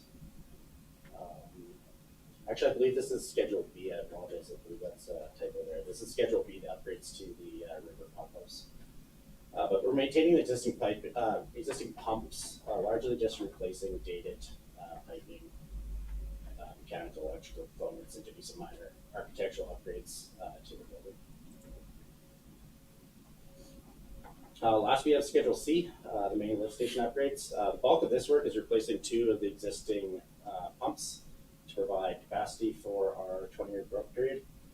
So here you can see 2 of the 4 pumps replaced. The next slides are the electrical works associated with.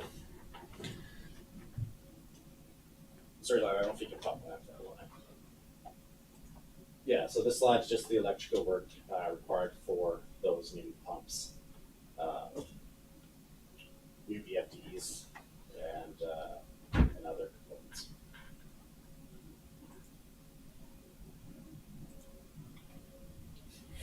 So next, I'll move on to a brief budget update.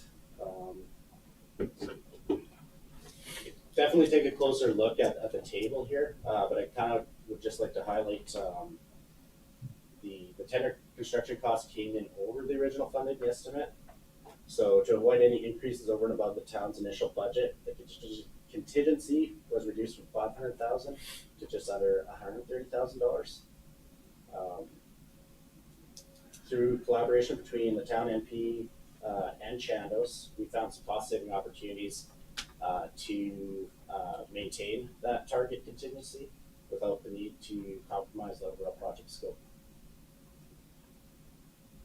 So on the bottom here, we could see we have approximately $900,000 of remaining budget until completion, which equates to approximately 93% of the current budget. And lastly, based on current projections, we anticipate coming in just under budget with final estimated savings of approximately $75,000 to $150,000 to the town. Quick schedule update. So first we have the original contract completion dates, substantial performance September 1st, 2020, and total performance September 30th, 2020. We're obviously a bit past that now, but we had some anticipated completion dates from the contractor.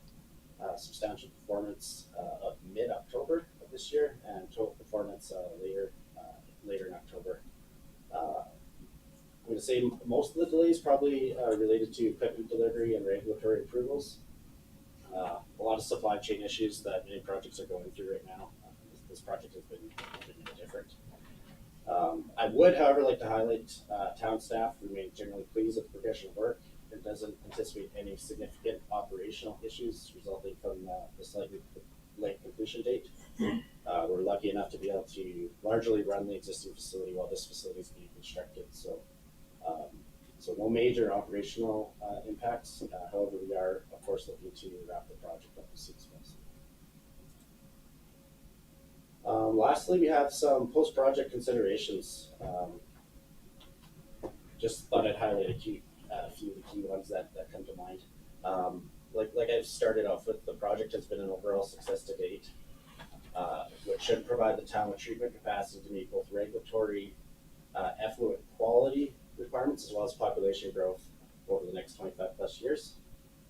I'd like to say that both the consultant, MP Engineering, and contractor, Chandos Construction, have been great to work with to date, and I would have few reservations about working with them on future projects. As with with many other recent projects, escalating material equipment costs and delivery lead times was a challenge. Town operating staff, I should say, are currently making preparations to operate the facility. That includes staffing operators with suitable certifications to meet the new updated requirements of the more complex wastewater treatment system we will be operating, as well as working with neighboring municipalities to become familiar with the new lab equipment and testing procedures. I'd also like to highlight that we are insistent that an operation maintenance manual will be prepared by the consultant contractor in conjunction with the final commissioning of the works. This is in the contract, but we definitely are taking a very close look at this to make sure we have a detailed O&M plan, so we're set up to operate this thing. There's definitely some new complexities to the system. I think operations has got it under hand, but I think the operation maintenance manual. Some budget considerations. Probably more of an operations item, but I thought I'd just highlight two of the ones two of the key items that come to mind for myself. The new expanded facility require additional resources to operate and maintain. One of the challenges we came across during construction was the mulch retention, which helped the nitrification cells and some of our spring and fall winds. So initially we had, I'd say, concern with mulch retention. However, we have noticed the situation has improved quite a bit over the last few months with the mulch settling in, potentially some of the adjacent topsoil kind of blowing in and retaining that. So we've been provided some cost estimates to address that in and around, I believe, basically what we had left in the budget. However, we feel at this time it's not a significant enough issue to warrant spending that money. What we'd like to do is kind of monitor it over the next year or two before deciding whether or not we want to get that.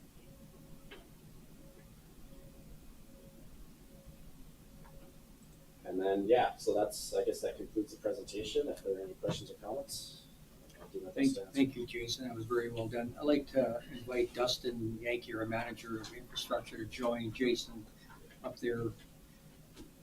We may have a question for Dustin as well. So can one of you gentlemen speak to staffing of this facility, how that's going to work and how many people and that sort of thing? Justin should probably join the table. Oh, Justin, sorry. Justin.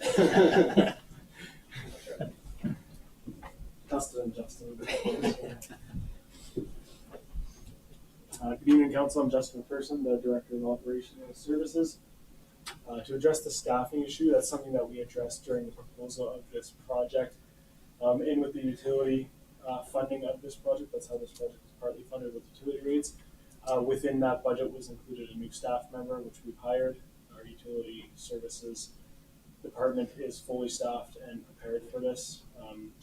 We did have a question recently of the training that Jason mentioned, but the new staff member we hired happened to have that training available. So, and as soon as this facility opens, Darren would be the first in line to go get that second water treatment training. So I can't remember the exact classifications, but I believe we're upping a level from upper environment. I believe it's a 2 to 3, but so basically you hire a 3 and with the intent of getting other staff after that. Yes, that's correct. And we've worked with other municipalities, neighboring municipalities who already do this treatment process. Former Cloud in particular, this is very similar, the back end to their plant's very similar to this new design. They have mechanical up front.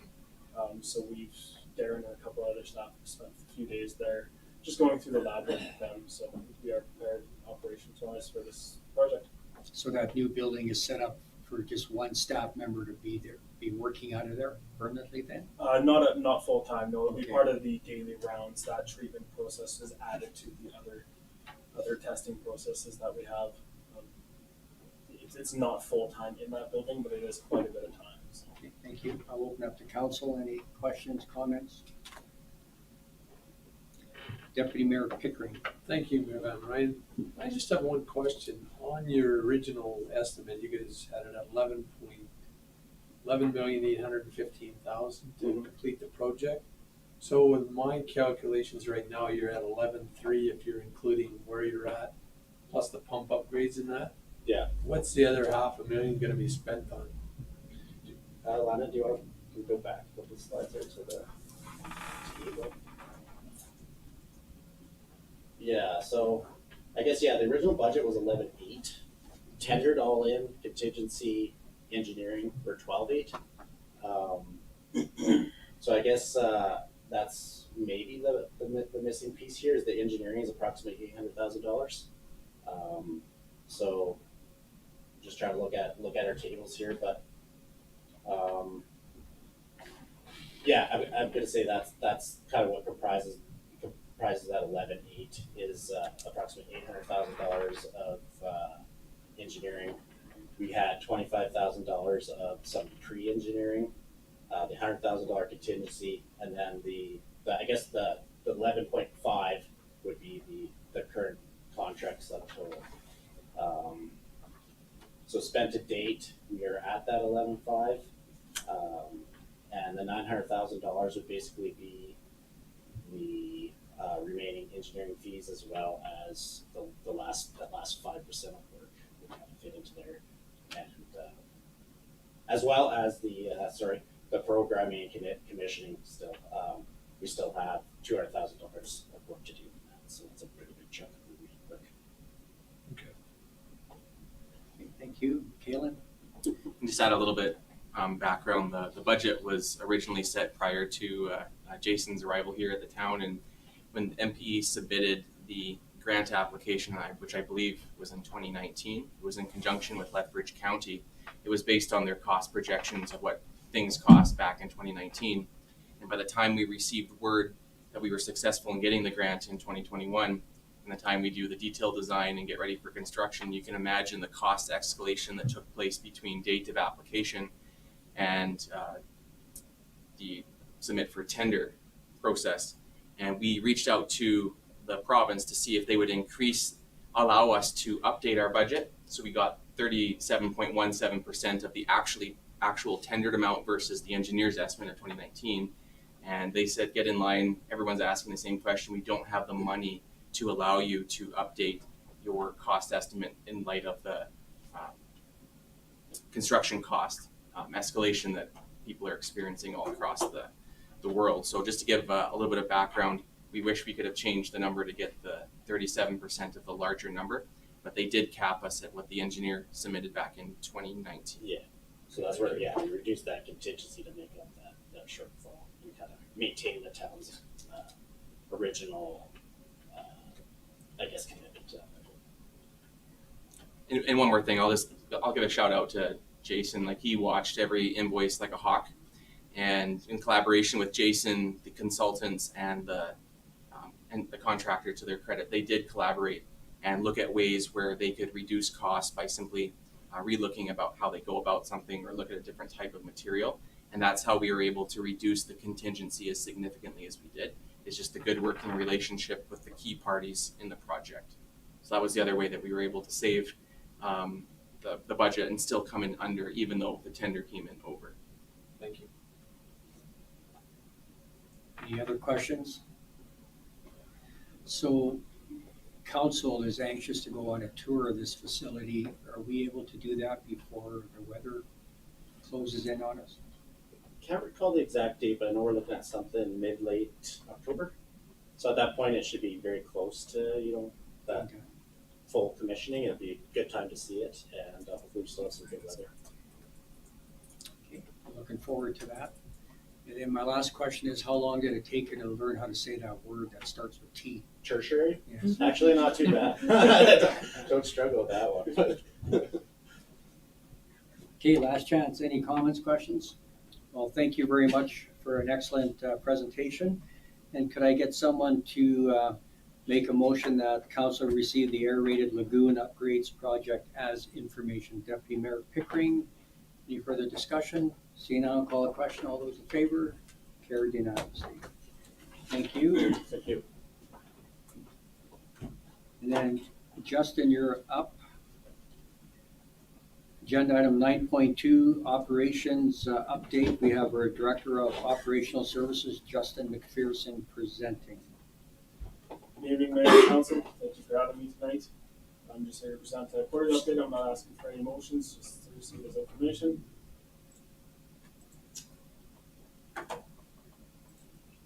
So I just want to go through kind of departments and highlights of the last few months, what we purchased. I'm going to start with fleet. We have a fleet program that we purchase each year. This is just an example of a couple of vehicles we purchased. As you can see, one of the recreation pickup truck was replaced. Single axle dump truck is on its way. Mid-October is the delivery. That one has taken quite a while due to the same reasons all the other projects are a little behind. And a wide area mower was purchased this year. There's a picture of it. It's a poor picture. It's the one I could grab, but we didn't get one in action, unfortunately. So I didn't want to sneak out there when they're actually moving that thing around. So part of the fleet department is sale of old fleet or unused fleet. This is something we've tried to tackle pretty heavily over the last couple of years. There's a few things purchased that sat a little too much for our liking in the past. So I want to start with the van here. These two vans were used in our previous facilities department. As you can see, the prices, luckily we sat on them for a while because this year they sold for substantially more than we expected. You can see this van sold for $21,600. This one for $28,500. This trailer was purchased quite a few years ago along with the tracked skid steer it was quite a while ago. That tracked skid steer was quickly sold back, and this trailer was kept for moving equipment. Since I've been here, I think I've seen it used 3 times, so it had to go. It's much cheaper to rent a piece of equipment like that the 1 or 2 times we need it than just keep it around. That sold for $18,500, and this old CPO card was $5,200. So the one other thing to mention on here is the hydrovac truck. There's discussion. That is currently on Gov Deals for an auction. The minimum bid's $50,000.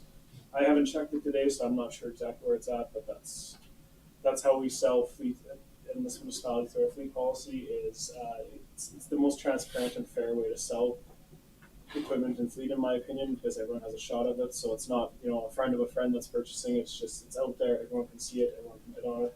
And as you can see, we've got some good results from that as well. Move on to Public Works. So this is just a little bit of the work Public Works have done this year. I just want to put some metrics on it. There's been 211 linear meters of sidewalk done so far. That includes utility dig repairs. That is a large portion of that. So every time a utility dig happens, that's water or hydrants or sewer, our Public Works constructed services budget covers that repair.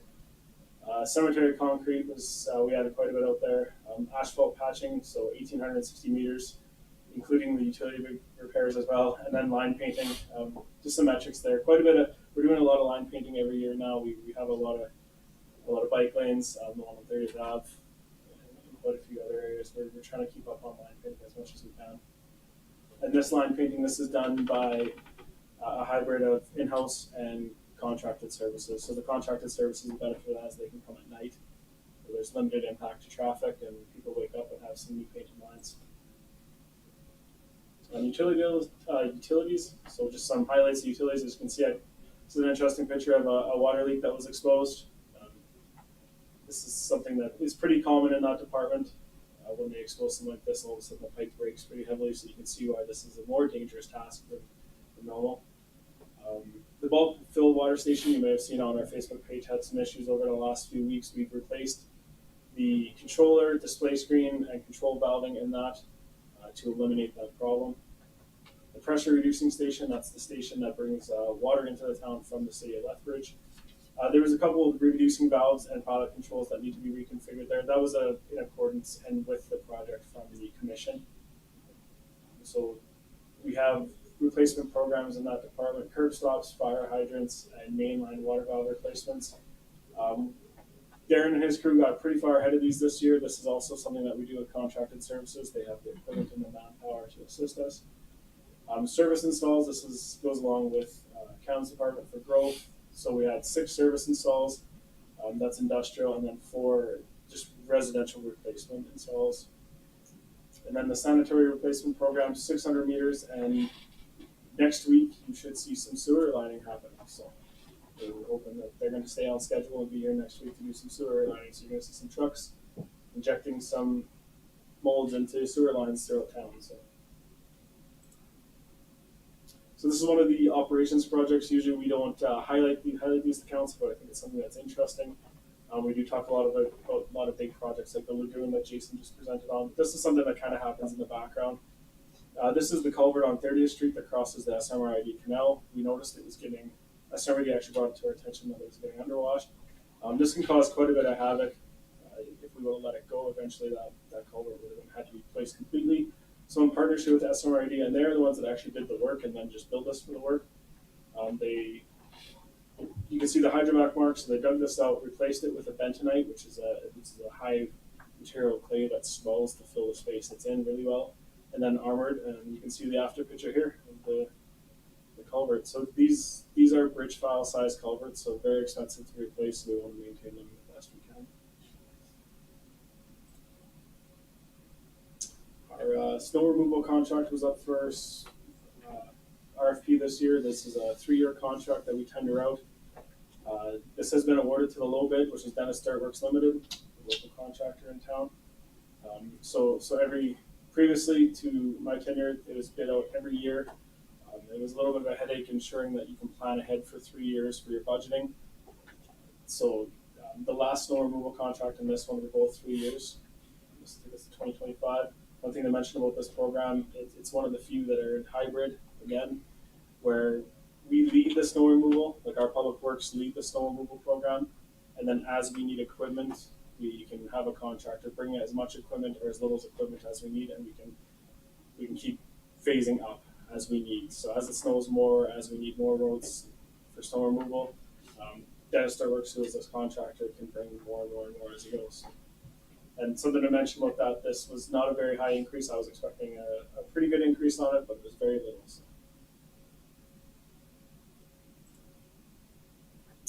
This is our alley rebuild program. So every year, except last year, over the last 5 years, $75,000 has been funded to the alley rebuilds.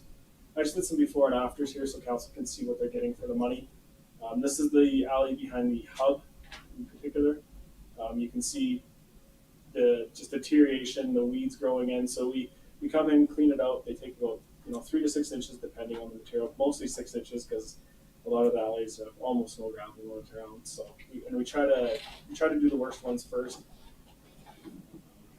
So the way we prioritize these is we assess how much traffic is going through that alley. We assess any drainage issues, and resident input does play a part in it. We do receive quite a few complaints about alleys. So we try to address those as we go too. And then we do a list each year, and that list is tackled by both internal crews and external crews as well. So do some more before and afters. You can see how narrow the alley is getting. And these are taken from different angles, but you can see how narrow the alley is getting. All the weeds start growing in, and all the water is sitting.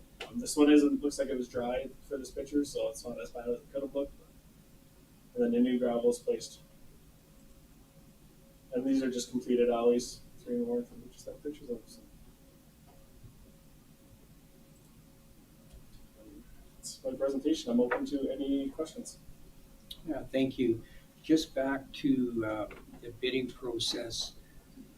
I was asked a while ago on the street about how the bidding works.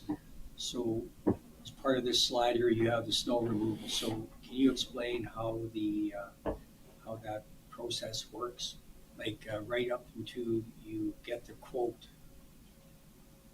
or the bid, I should say? It depends on the size of the project or service. So there's standards within our purchasing policy, and the Alberta government requires some standards. So anything over $200,000 for a construction project has to be RFP'd provincially. Anything under that, we can do 3 to 5 bids depending, and then there's certain variances below that. So the snow removal one is something that we have called local contractors. We call 4. We sent them the details of this one. I believe this one was actually posted on the APC too, just to get our coverage as best we can. So APC is Alberta Purchasing Connection. That's the one that all the contractors use. And then we receive those, and it's graded usually with cost, references, experience in the market, and this one there. And who does that process? The staff do that process internally. So the committed staff. So for this RFP for the snow removal, that would have been Terry and me that went through these RFPs. For a project the size of the lagoons, that committee might be a little larger. It depends on the size of the project. The smaller projects can just be one person whoever's in charge of that project. So. Okay, thank you. And then my last question, and is regarding maintenance, facility maintenance. So right now we contract all of that out, correct? Yes, we contract out most of the facility maintenance. The facilities is no longer under operations, but I have a pretty good understanding of how they work. So Kayla might have to fill in for me here because Russ has made a few changes since I've had it, some positive changes. But right now, the facility maintenance, such as like furnace paintings, things like that, that is contracted out. And you use the same contractor for that, so there's continuity, so that they have to come back to fix something, they know the facility? Yes, that is also. I can answer that question. In the same manner that we go about the snow removal contracting service, we do put out for quotation a multi-year contract for sub-trades that are relied upon for building maintenance. So there is continuity, but that continuity is for, say, a 3-year period, and then it's reassessed again to make sure that we're getting good competitive pricing. And from a budget perspective, that works better than having in-house staff? That's correct, and the main reason for that is in-house maintenance staff can't be ticketed in every single trade that our buildings require work on. So what we do is our recreational facilities department serves as the quarterback conduit to assess, and we do inspections of the facilities. We also have facilities on schedule for maintenance, such as the HVAC and the Plumbing and electrical and all the trades. And we do find that it works better. Otherwise, you're paying internal staff their base salaries as well as the cost of the contracted services that have to come in. So what we did is streamline the process where we actually get more buying power for the ticketed trades to look after the needs in our facilities. Okay, thank you. Councillor Avery. Thank you, Mayor. You mentioned that we reline our sewer lines. Do we do the potable water as well? No, we don't do any of the potable water lines yet. I have been watching, and maybe Jason or Dustin can help me out here, but we have been watching other municipalities attempt this. It's something that's not fully proven out yet. I'm desperately waiting for it because that's something that will decrease our infrastructure spending substantially.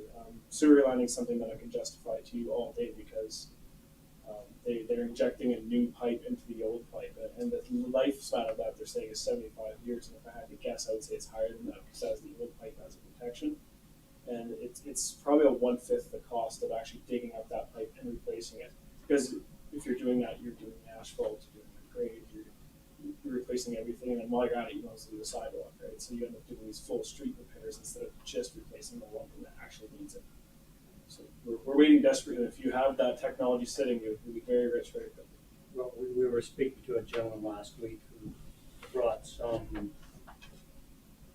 process from Europe that's been used for 40 years and it's starting to use it now in Canada. So. They can do 4-inch to 40-inch. Yeah. Okay. They were at the AMA conference. They had a booth in a trade show there. So Definitely a newer technology, but I think we're getting close to it. I've heard the city is looking into starting to implement it. okay. Well, one thing I don't want the town of Coldale to be is the guinea pig on technologies like this, because when things go wrong in a situation like that, they can go catastrophically wrong, and then you end up doing an emergency dig on a whole block, and that's not something we want to do. So, And Councillor Avery said it's been in existence for 40 years, so they. It's something that we're going to look into, like with asset management. But our water mains aren't as bad as our sewer lines because the asbestos cement pipes are actually not bad condition from what we've seen. But the clay tile sanitary do fail catastrophically, so it's typically where we have more of the challenges. But yeah, it's certainly something we're going to look into. Okay, thank you. Any further questions, Councillor Chapman? Yeah, thank you. 2 questions. Number one, I'm really impressed with the alley rehabilitation that you're doing, and I'm very impressed the way it's. I mean, the photos tell me a few things, but it shows the level of work that you're doing there, and it has collaboration with the neighbors has been really good with respect to alley rehabilitation. yes, we go and warn the neighbors ahead of time as much as we can, and they're all very excited. This is something that gets very good feedback almost instantly. We have a few people who are a little upset during the construction phase because it was dusty, dirty, and loud, but the second they see the results, they're very pleased with it. So. Okay, just a final question for you on snow removal. Your experience with Main Street, and downtown has been, I think, very good. Your expectation that snow removal be done by the town of safer sidewalks after it has to be 4 inches before you'll take it over. Is that how you're proceeding with that? Yeah, so the pilot project that was proposed in 2020 when Main Street was finished was that during a snow removal or a snow event, which is after 4 inches, like you said, the town would also do the sidewalks. This helps us remove most of the snow off Main Street. It's kind of the background, makes our lives a little more efficient. Unfortunately, over the last 2 years, we haven't had many of those events to really test out that system. We triggered one last year just to keep everyone fresh and make sure they still remember the systems in place. We didn't use external resources at that point because it wasn't worth it. We've had very limited snow the last couple of years, so. But as you know, it was a pilot project that was very successful. Council extended it, and it's so far so good. Thank you. I don't see any more questions. Could I get someone to make a motion that council receive the operations update as information? Councillor Beekman, any discussion? Seeing none, call the question. All those in favor? Carried unanimously. Thank you very much.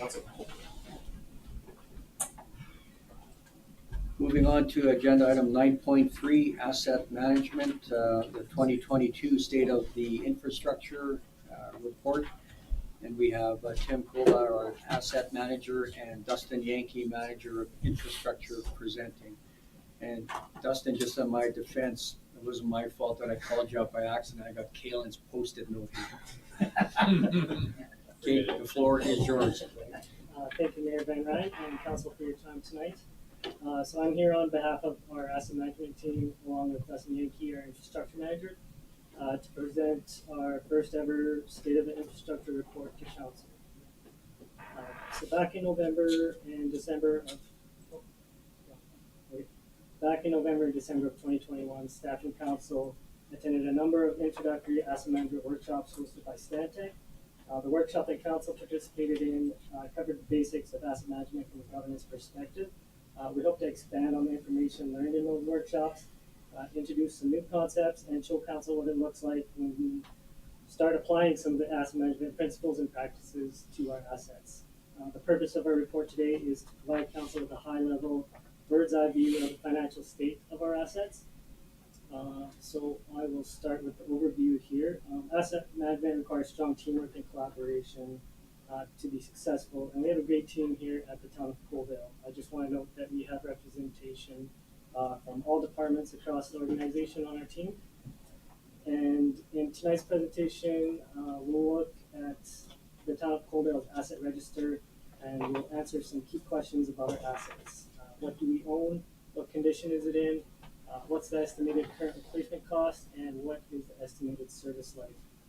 We'll also take a high-level look at the replacement schedule over the next 25 years, go over the infrastructure backlog, and talk about the key considerations found in the staff report throughout the presentation. We'll end with a brief look at our 5-year roadmap, which summarizes our goals and objectives as a team for the next 5 years. So the next slide is a summary of all of the assets we are currently tracking in our asset register. The asset register is a project we started this summer to compile as much data as we could on our assets with the end goal of presenting this report here tonight in front of council. There should be a little bit of a disclaimer here that while we made every effort to portray an accurate picture of what we currently own, we can't actually guarantee that there aren't any gaps or errors in this information. There's still a lot of work ahead to verify the existence of every asset we have in our listing, to confirm the attributes for each asset, and to ensure that the register actually includes everything that we want to track. However, with that being said, we are still fairly confident in the accuracy of the information that's being presented here tonight. The infrastructure report card summary, it's a snapshot in time showing the financial health of our assets. Currently, we're using an age-based condition rating system for all of our asset categories, which is pretty typical for most organizations starting out in asset management. Once we start adding in other components, such as frameworks for risk, condition level or condition condition assessments, the service levels, and we begin to improve our processes in data collection and information systems, we'll be in a better position to provide council with the information that you need to make better decisions on our assets. It should be noted that coming up with the replacement values here in this column and developing the summary for each asset category involved a lot of back and forth discussion and professional judgment and making assumptions when they were needed.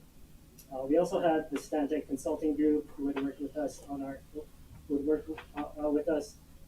our FCM grant earlier this year. They took a look at our register and they met with our team prior to developing this report. The total replacement value of the town's assets is just under $312 million.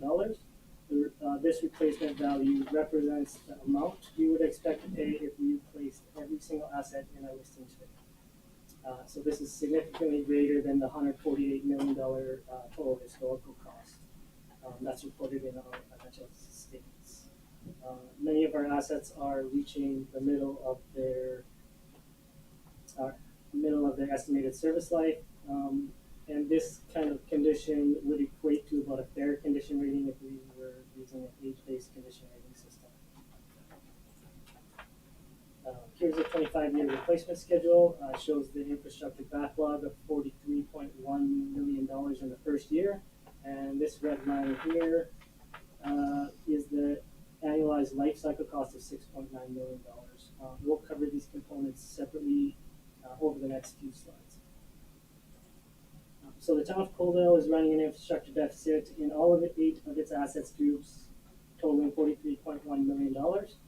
This is approximately 14% of the total replacement value that was reported earlier. It should be noted that the backlog is a complex number and it needs to be viewed beyond the absolute number.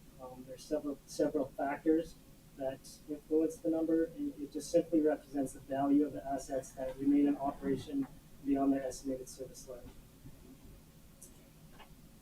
So this is the same 25-year replacement schedule, just with the backlog removed.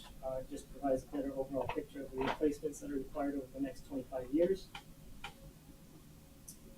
Based on our current state, we know that we should be reinvesting $6.9 million every year to replace our existing infrastructure.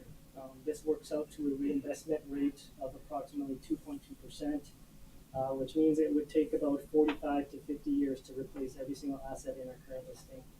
I just want to add here, it was noted by consultants that we are in a relatively good position to see some of the lean years below the red line leading up to those big spikes you see in 2034, 2035. This gives us a little bit of a cushion to develop a long-term financial plan and strategy and to ensure we're making the right infrastructure decisions at the right time. This is the Canadian Infrastructure Report Card, key findings. The CIRC is produced by FCM and its partner organizations, and it examines the state of Canada's public infrastructure. FCM has around 2,000 municipalities across Canada in its membership, and we felt it was the most appropriate benchmark to use in our report today. It's recommended by the CIRC to invest approximately a minimum of 1% of your total replacement value every year on average back into your assets, and you can see the results of the survey here, or the report card findings here. I'd like to also point out that the town of Coaldale's infrastructure backlog of 14% that we saw in an earlier slide is comparable to the assets here in the very poor and poor condition, and you can see 12% on average there. The town of Coaldale's asset ownership per household, we calculated that to be about $93,000 per household based on 3,340 dwelling units. This is roughly 17% higher than the CIRC average of $80,000 that we see here. This is not necessarily a good or a bad thing. It's kind of an expected outcome. It's simply because urban areas just have higher population density, so assets are extended over shorter distances, and the costs are shared by more people in the bigger centers across Canada. This chart here shows the historical investment in infrastructure based on the current assets in our register. You can see that the town has been steadily investing in infrastructure And if you take a look at the 10-year moving average, which is this dotted line here, you can see that in the last 10, 15 years, you see that the town has been investing about $4 to $4.5 million here into its infrastructure. Now, obviously, that amount, the amount that we invested in our assets, isn't just strictly for replacing old assets. It has been a mix of growth and reinvestment. Just as an example, this big line here in 2007, when you look at some of those are new developments for Parkside, Land O'Lakes, Cottonwood area. There have been this green line here is all the storm improvements that we've done in the past decade. We have the fire hall here in 2020, which is this blue line here. So fire hall, and then we also did Main Street and 8th Street. And you know, so that's a mix of both growth and replacing old assets. And then you also have all of the new landscaping projects and the pathways that are in there too. So the mix makes it a little difficult to determine what the true reinvestment rate is for the town of Coalville. If you recall from an earlier slide, the CIRC recommends a minimum reinvestment of 1%. $4.5 million works out to a reinvestment rate of about 1.5%, but we already know that that number is a little high. Hypothetically, if 2/3 of our past investments were to just replace aging assets, then we would be meeting that minimum recommended rate of 1%. And that's all I kind of wanted to point out on that. Moving forward, we will start tagging new capital projects as reinvestment or growth, just so we can get to a more accurate rate for future reports. This is the funding pyramid, which shows the different levels of funding, and it tells you how sustainable your organization is based on how much you are funding for replacements. At the bottom of the pyramid, if you're just covering the principal and interest payments on your debentures and the operating and maintenance costs, you're significantly underfunded and not sustainable in any way. In the middle of the pyramid, this is where you're starting to put away that 1 to 2% to fund your replacements, and this is where I would guess most municipalities are currently sitting or would like to be. It's not a bad place. The top of the pyramid, the green section at the top, is where you start to become fully sustainable. In order to get here, you would need to have a very clear idea of the municipality's growth requirements. You would need a robust asset management program, reliable and diverse streams of revenue, and a sound long-term financial strategy and plan. Guaranteed grant funding for capital projects would also be necessary in most cases, I would assume. And then this is our current 5-year roadmap. This is something we developed as our when we first formed our team back in July of 2021. It's been modified a little bit since over the year, but and I know it's a little hard to read, so I don't expect you to read it in detail there, but it's our roadmap is based on the FCM Asset Management Readiness Scale. The scale is a self-assessment tool that can be used by municipalities to measure and track their current asset management practices across 5 competency areas that are listed here on the left. In the last update to council in December of 2021, we were probably between a level 1 and a level 2. Right now, we are at least a level 2 across all areas with maybe some level 3s. And then our goal at the end of the 4 years here, at the end of 2026 would be to be at a level 4. If you're curious about the requirements for each level, the readiness scale can be downloaded from the FCM website. So recently we put a lot of work into our asset register to provide this report that you see today, but it can and it does need to be better. There's still a lot of work left to improve the quality and accuracy of our register and to make it compatible across the different systems that we use here. Over the next year, we'd like to establish frameworks for risk, condition assessments, and level of service, which will only improve the confidence in our data and the ability to forecast or predict the cost of replacements in the future. Now this is the final slide. They're just the results of the survey taken by Alberta Municipal Affairs in 2020 on actions taken by municipalities in asset management. I believe we participated in this survey with a mix of no's and yeses, but mostly no's. I'm happy to report that if we were to take this same survey again, we would be able to answered yes to pretty much every one of these questions. So with that, I'd like to thank you for your time. Dustin and I are ready to take on any questions or comments that you may have. Thank you. Thank you very much for your in-depth presentation.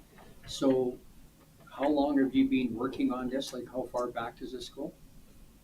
As far as the asset register itself, No, your time commitment to this. so I believe I started my role as asset manager in 2021. At the time I was kind of transitioning from the role of finance manager.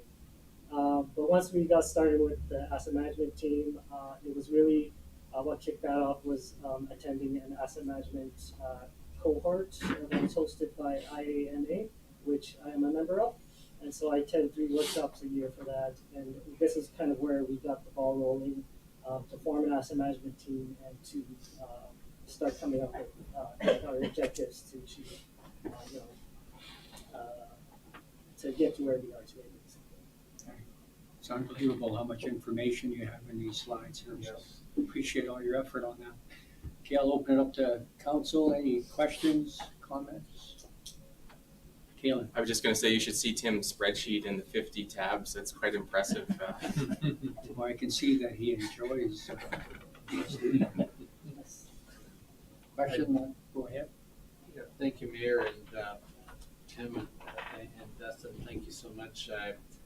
I'm really pleased to see how this asset management is working in your team, building it to the level that you have. I think it's just very, very not only impressive, but I think you're calculating some real numbers and some real things looking forward, and the investment that Coaldale will need to make ongoing. I always use the example of our streets and sidewalks, and as the town grows, we have to continue looking after the new stuff, but also now the old stuff definitely will need even more attention. So with that, I want my question about finance would be with regards to staying on top of the schedule. And like you say, you do have a backlog of $43 million that you're already encountering. And I think that those numbers will never ever go away as we, not only as we grow, but whether there may be a shorter level of funding for municipalities. So as we transition from municipal sustainability at the MSI funding, how will the LGFF, the local government fiscal framework, help with some of this offsetting these costs? Would you know it? Or Like the ultimate. Kyle, I'll just get you to move a little bit closer so the mic can pick you up, please. The ultimate framework for how that program is going to be determined and allocated to the municipalities. They basically split the charter cities, so Calgary and Edmonton, off on their own, and then everybody else is going to get this pool of money. How that gets distributed to the municipalities, MSI before, is based on a combination of population assessment, kilometer of roads taken care of, whatnot. That is still to be determined. So ultimately, we're still going to get some money that essentially just replaces MSI to help with these needs and help with other stuff, like such as the pool, like we talked about before, and the self-funded, like the lagoon upgrades. Ultimately, though, whether or not that money from Coaldale goes up or goes down is to be determined. It's also tied to provincial oil revenue, so there is some risk of fluctuation and move forward at that same point. So if we get more, great, helps more. Chance it could go down though, so we're not sure of that yet. Does that answer your question? Yes, yeah, it does. Thank you. I might just add to your question, Bill. With the backlog, we're seeing it as pretty conservative right now with our numbers. There's going to be a big change once we're able to link spatially all of the asset types to the physical spot where they are, because then we can do condition ratings. Because right now we're basing it off age-based, so from Tim's side, we've always been reporting like financially each asset type, like roads are broken up by block, as an example.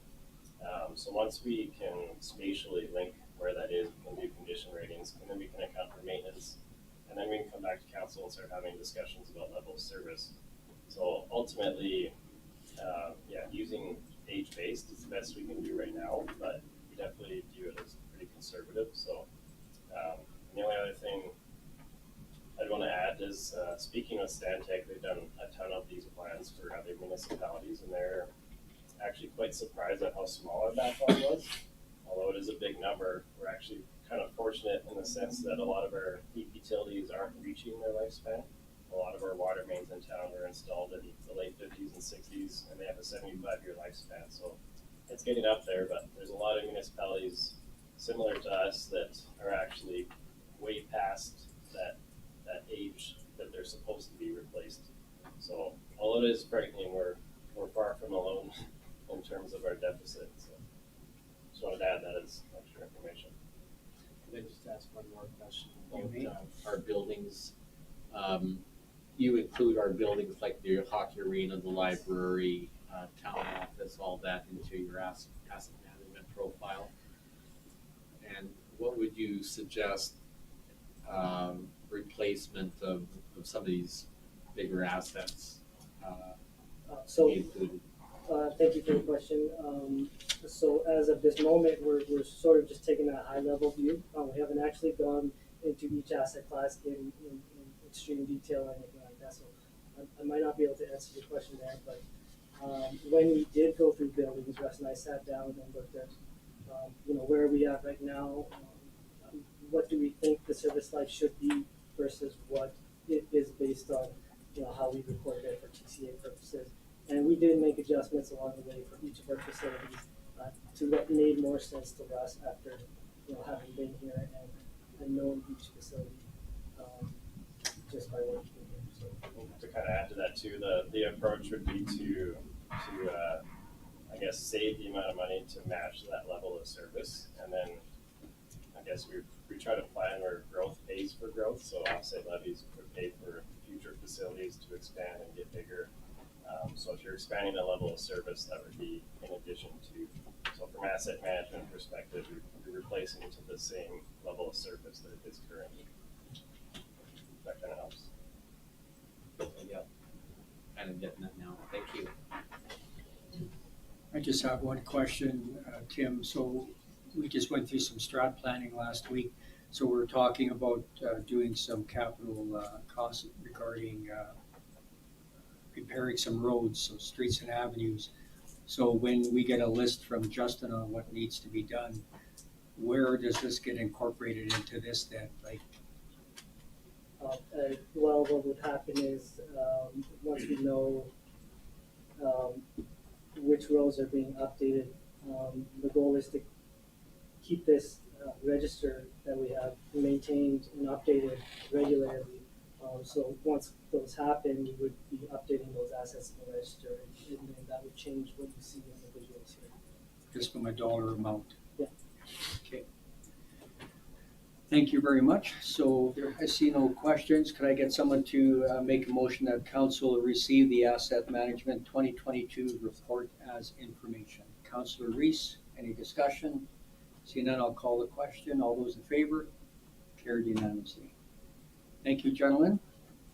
That's the question I was going to ask. Oh, sorry. That's okay. You asked exactly what I was going to ask. Oh, okay.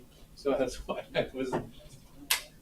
Okay, moving on to item 9.4, we have our financial update for Q2 up to June 30th, 2022. We have our Chief Financial Officer and Deputy CAO, Kyle Beauchamp, presenting. Kyle, when you're ready, the floor is yours.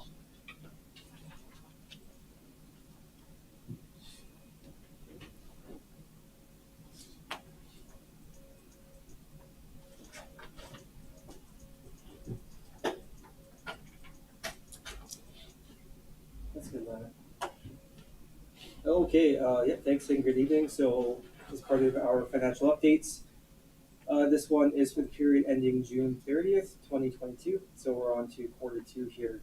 So I'm going to go through is the operating section here first.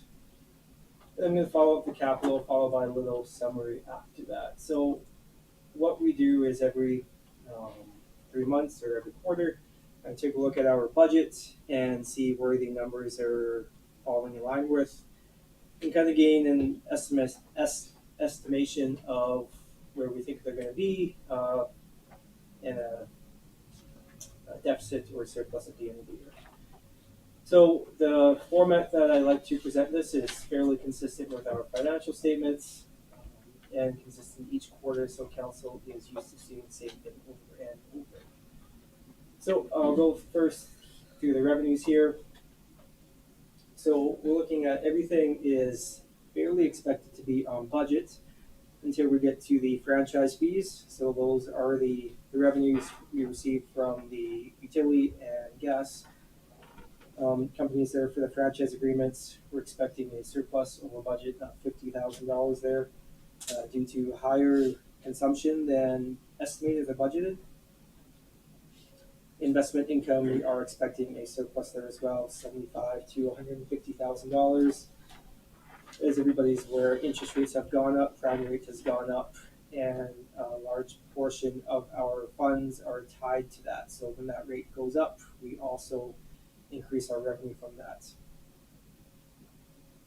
License, permits, and fees. One of the big things that was fairly unexpected was our safety code permit revenue. So when a safety permit is pulled, Superior Safety does the work, to which we get a portion of that revenue and they keep a portion. That was significantly higher this year, $75,000 to $100,000 surplus expected. But half of that was due to the school rec center, so that the revenue from that building alone was $50,000 to $60,000. Going down on our expense side here, salaries and wages, we have had some vacancies. Budget to actual expense, we're estimating a surplus between $150,000 and $200,000. Contracted and general services, kind of the only main item here I wanted to highlight is the RCMP contract expense. This one we're actually expecting a deficit for the year of $73,000.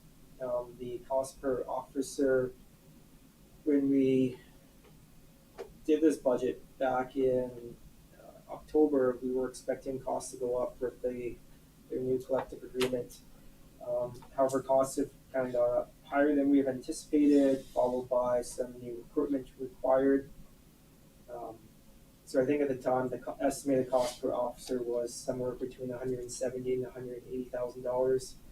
It turns out that's going to be closer to $205,000 to $210,000. Just of note too, with our efforts on the 70-30 cost split, the RCMP does operate on a March year end, so part of this time period we did receive the total cost for policing for the past year for Colio was just over $1.6 million, which said 30% of that would have been $450,000 in additional funds that Colio did contribute to essentially the federal government.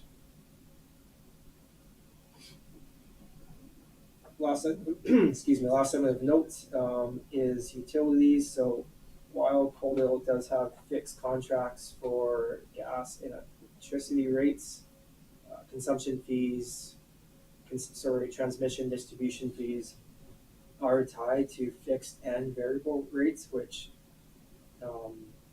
is what it is, and as everybody around the table has seen, probably paid more for your utilities. For the town as well, we're anticipating a deficit here of about $90,000 for the year. Again, that's not actually due to the cost of the gas or electricity, but variable rates associated with the transmission and distribution charges. From an operating perspective, scroll down here. Kind of summarized the other items in here. worst case, middle case, and best case. At June 30th, we're projecting surpluses ranging from $480,000 to $120,000 from the operating budget.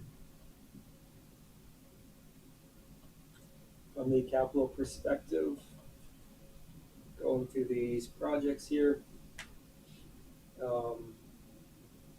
Phase 1 of the pathway project, we expect final costs on that to be $840,000, surplus of around $150 to $160.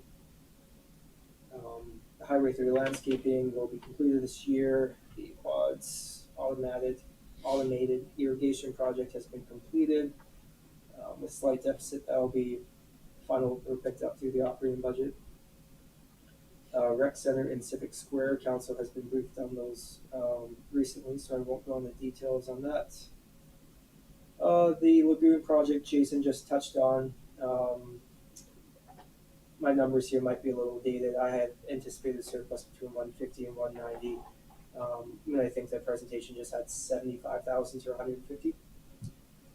So again, this is as of June 30th, so something might have changed between that date and now that caused that difference. Other than that, the Northwest Coldale civil infrastructure, so this is the rolling utilities going from the rec center. We're expecting a budget surplus of about $140,000 on that. And then some notes on equipment and vehicles there. So if we go back, so operating impact here, operating budget, again, surplus between 480 and 120.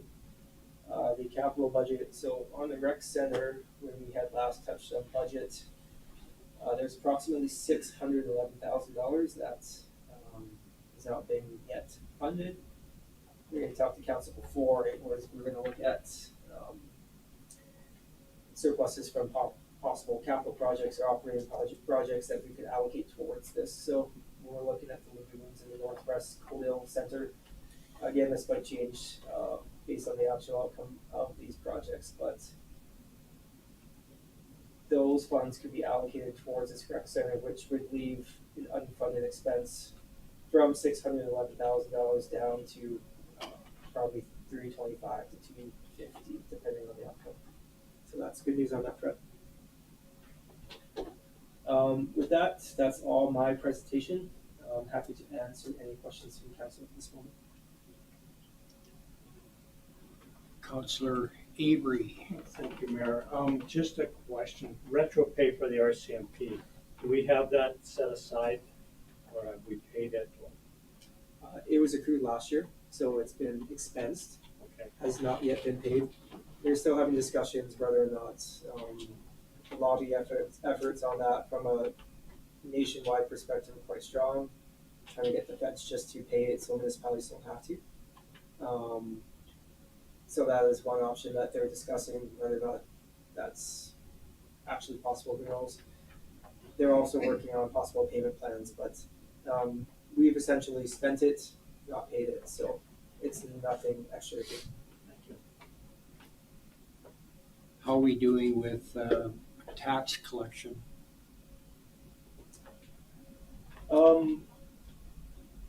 I have not looked at that recently. I know that our penalties from property tax were higher this year. So the 9% that we get charged, that we do charge for people who don't pay on time was much higher this year. So I believe the initial balance owing was higher than normal. That has really tailed off here, that more people started paying, and more people are on the TIP program, which they're paying monthly. As far as delinquents that aren't paying, that we might have to take action against, there is one property, maybe two properties in January that will likely go up for tax auction. But other than that, no issues to report. Thank you. Any further questions from anybody from council? Okay, well, thank you, Kyle, for another excellent presentation. With that being said, can I get someone to make a motion that we approve the financial update for June 30th, 2022? Councillor Beekman, any discussion? Seeing none, I'll call the question. All those in favor? Carried unanimously. Thank you. Okay, that brings us to agenda item 10.1, council and committee reports. We have our Deputy Mayor Dale Pickering giving us update on the Gem of the West Museum. Thank you, Mayor Van Rijn, and thank you, Council, for letting me bring you update on a committee that I sit on, the Gem of the West. So on September 7th, we had our first board meeting after summer here. And normally the board sits down and discusses what went on through the summer as far as programs, tours, and what happened. We had a great year this year. They had a very good summer student that did a lot of decommissioning, they call it, and bringing into effect what they have in inventory and what they needed to get rid of. We talked about installing new signs on Highway 3. They're in the process right now of designing them. They're pretty well designed. We just got to have them in place. And one for the machinery that sits there, they're going to make a sign up that describes and explains to people what they were used for. On October 22nd, they're having a wine and cheese and antique auction, they call it. So I'll put forth that they get it onto our community website so that everybody knows when and where and what's involved. And there's also ongoing on November 5th, there's going to be a craft sale. So if anybody's interested, they could get a hold of the museum and register and book a table. Other than that, everything's fine. Okay, thank you. And any questions for Dale? Maybe you could get invitation sent out to council too for that wine and cheese. I will. Okay, perfect. Thank you. Can I get someone to make a motion to receive the verbal update on the Gem of the West Museum as information? Dale, you want to give that yourself? Make that motion? Sure. Okay. Motion by Dale Pickering. Any discussion? Seeing none, I'll call the question. All those in favor? Carried unanimously. Thank you. That brings us to agenda 12.1, information items. We have our off-site levy bylaw review, and we have our Director of Growth and Investment, Cameron Mills. The floor is yours, Cameron, when you're ready. Thank you, Mayor Van Rijn. So what we have here is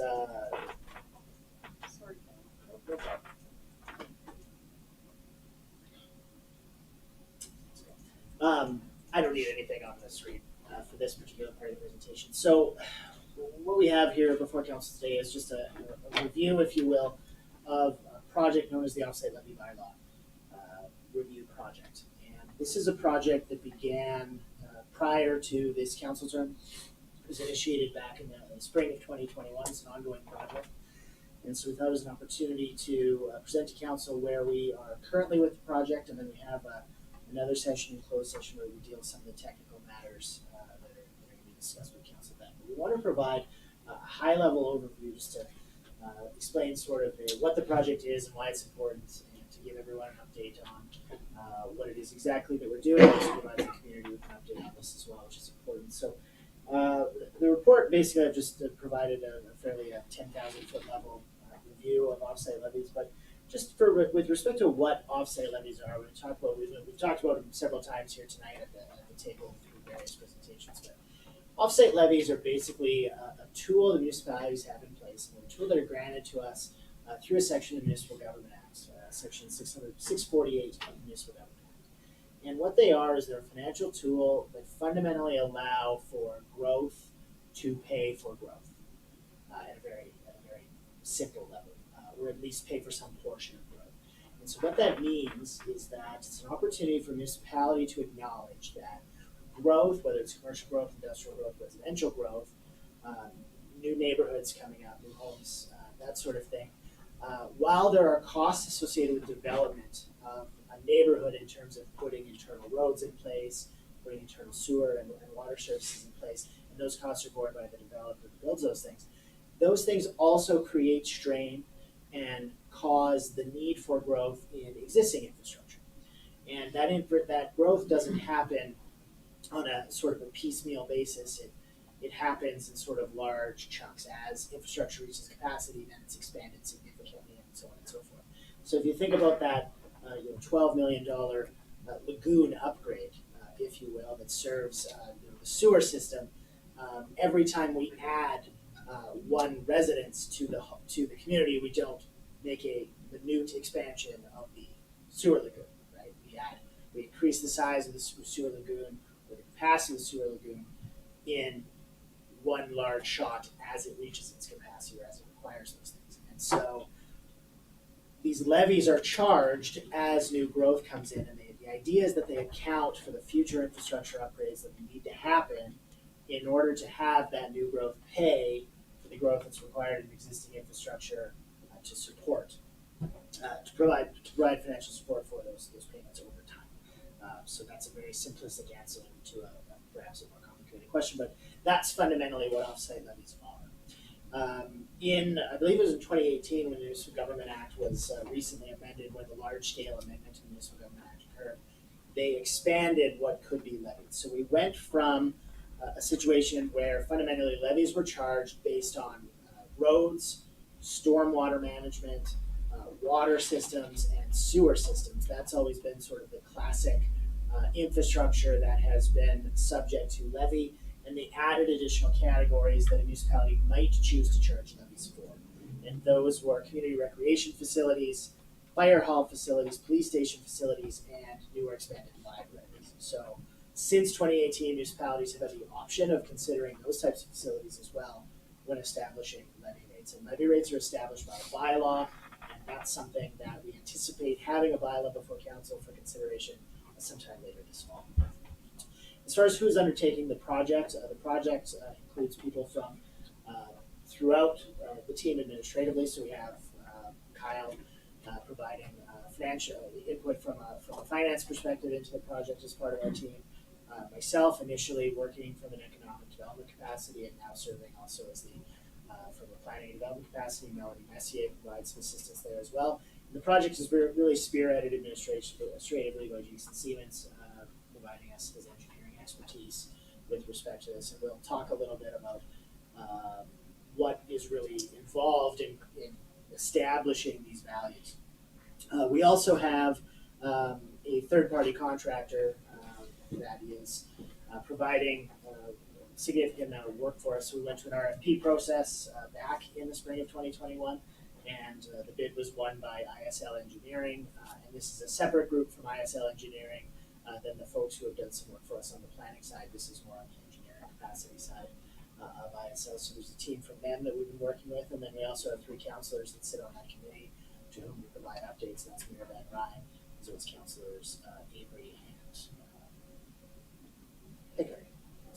So we recently had a committee meeting, and the idea stemming from that committee meeting is to say it's probably an opportune time to provide all of council with an update. And here we are. So why are we looking at where does the project come from? Well, fundamentally, what we can establish is that we have a levy rate in town of $85,500 per hectare. It's a significant number. So if you look at a quarter section of land, which is 160 acres, it's about 65 hectares or so. The current levy rate, so if you look at a neighborhood in town like Cottonwood, is approximately 1/4 section. When you look at applying the levy rate to a quarter section, the levies come out to about $5.5 million, give or take, based on the current rate of $85,500 per hectare. The calculation that we have comes from the levy rate when it was established in 2009. The levy rate hasn't been changed since that time.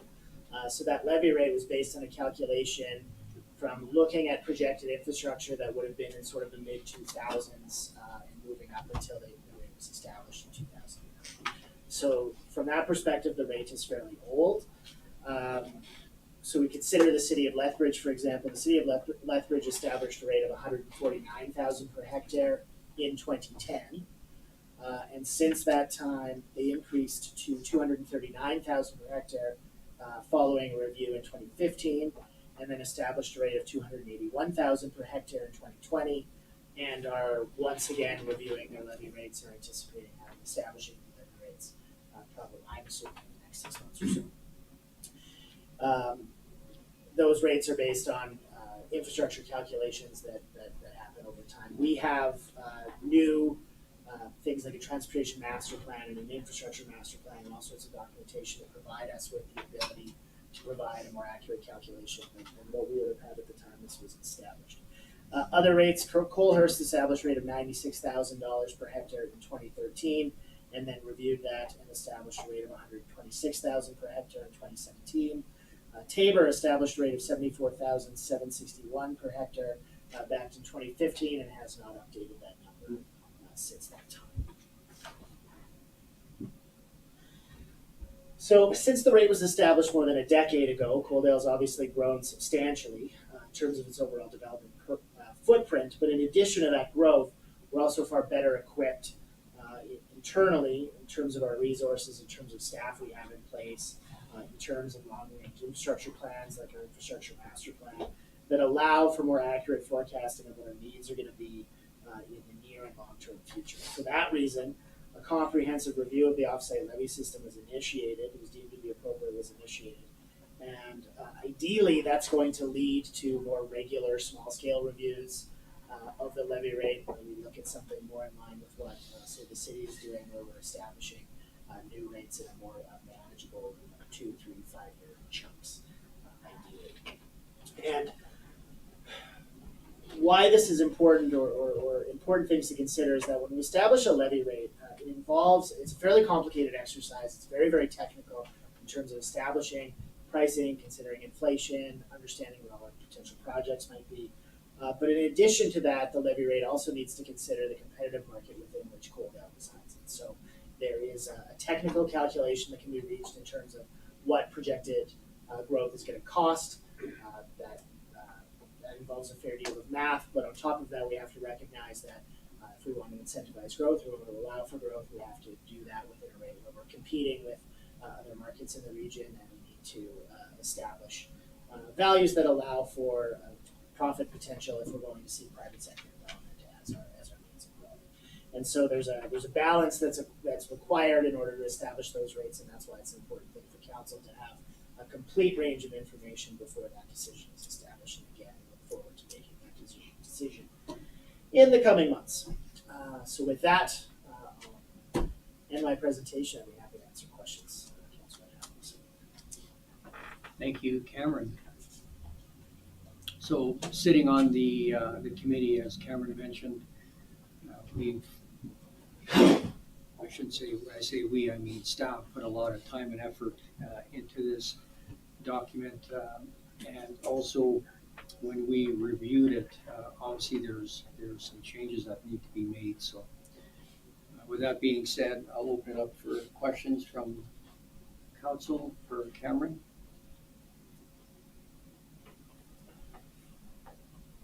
Councillor Chapman.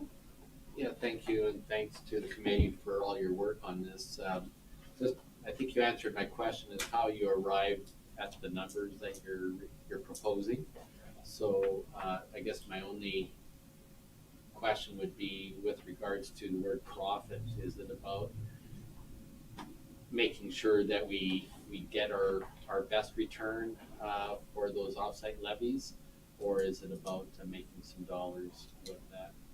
Sorry, so the profit I was referring to was our growth motto is that we don't tend to build neighborhoods or build houses, for example. So if Coaldale is seeking growth, we want a new neighborhood to pop up in town, we have to exist in an environment where someone takes an investment, invests $5, $10, $15 million in building a neighborhood, selling those lots. Part of their cost in building that neighborhood is paying our levies to fund our growth, and that's great. But if our levies are so high that it's impossible for them to do that project profitably, they're not going to invest their funds if they're going to take on a project elsewhere. So we're competing for their investment dollars. And so it's their profit, which I was referencing in my board numbers. We don't have any profit from that. Okay. Just one other thought that just came forward. Federation of Canadian Municipalities has proposed railway crossings or railway spur lines as part of your offsite levies. So I'm just wondering if that would be a consideration to add into your list of requirements or needs? Thank you for the question. So the thing I will say at a higher level is that the reality of these levies and the reality of this infrastructure is that Jason in particular has done just an incredible amount of work calculating some of these values and establishing all these projects to calculate these values. And while we have infrastructure master plans and we forecast growth and all these things, the reality is things change every year. New needs come up, things we thought we were going to need go away, oh, there's a new way to do this, and so on and so forth. And so something like adding rail spurs to the equation, given the amount of time we've gotten here, I would suggest that between now and when we look at it in the fall, it's probably not something we want to add at the 11th hour, so to speak. But what also makes sense is that, you know, we really should be looking at this, at least at a cursory level every year, certainly at a more in-depth level. I would suggest once a council term, something like that. And so to at one of those points to say, how does looking at a railway crossing or a rail spur impact the levy rate if we were to include it, that would be an appropriate time, so maybe 2 years out, something like that. Thank you. I don't see any more questions, so thank you again, Cameron, for your presentation. And with that being said, could I get someone to make a motion that council approve the off-site levy bylaw review? Councillor Chapman, any further discussion? Seeing none, I'll call the question. All those in favor, carried unanimously. Thank you, Cameron. So that brings us to the end of the open portion of the meeting at 7:46 p.m. I will need a motion that council move to go into closed session in accordance with section 197-2 of the Municipal Government Act to discuss matters exempt from disclosure for item 13.1, subject to Fyfe section 25, economic and other interests of a public body. Item 13.2, subject to Fyfe section 17, personal privacy. Can I get someone to make a motion for that, please? Councillor Beekman, any discussion? All those in favor? Carried unanimously. Thank you. We will take a 10-minute break.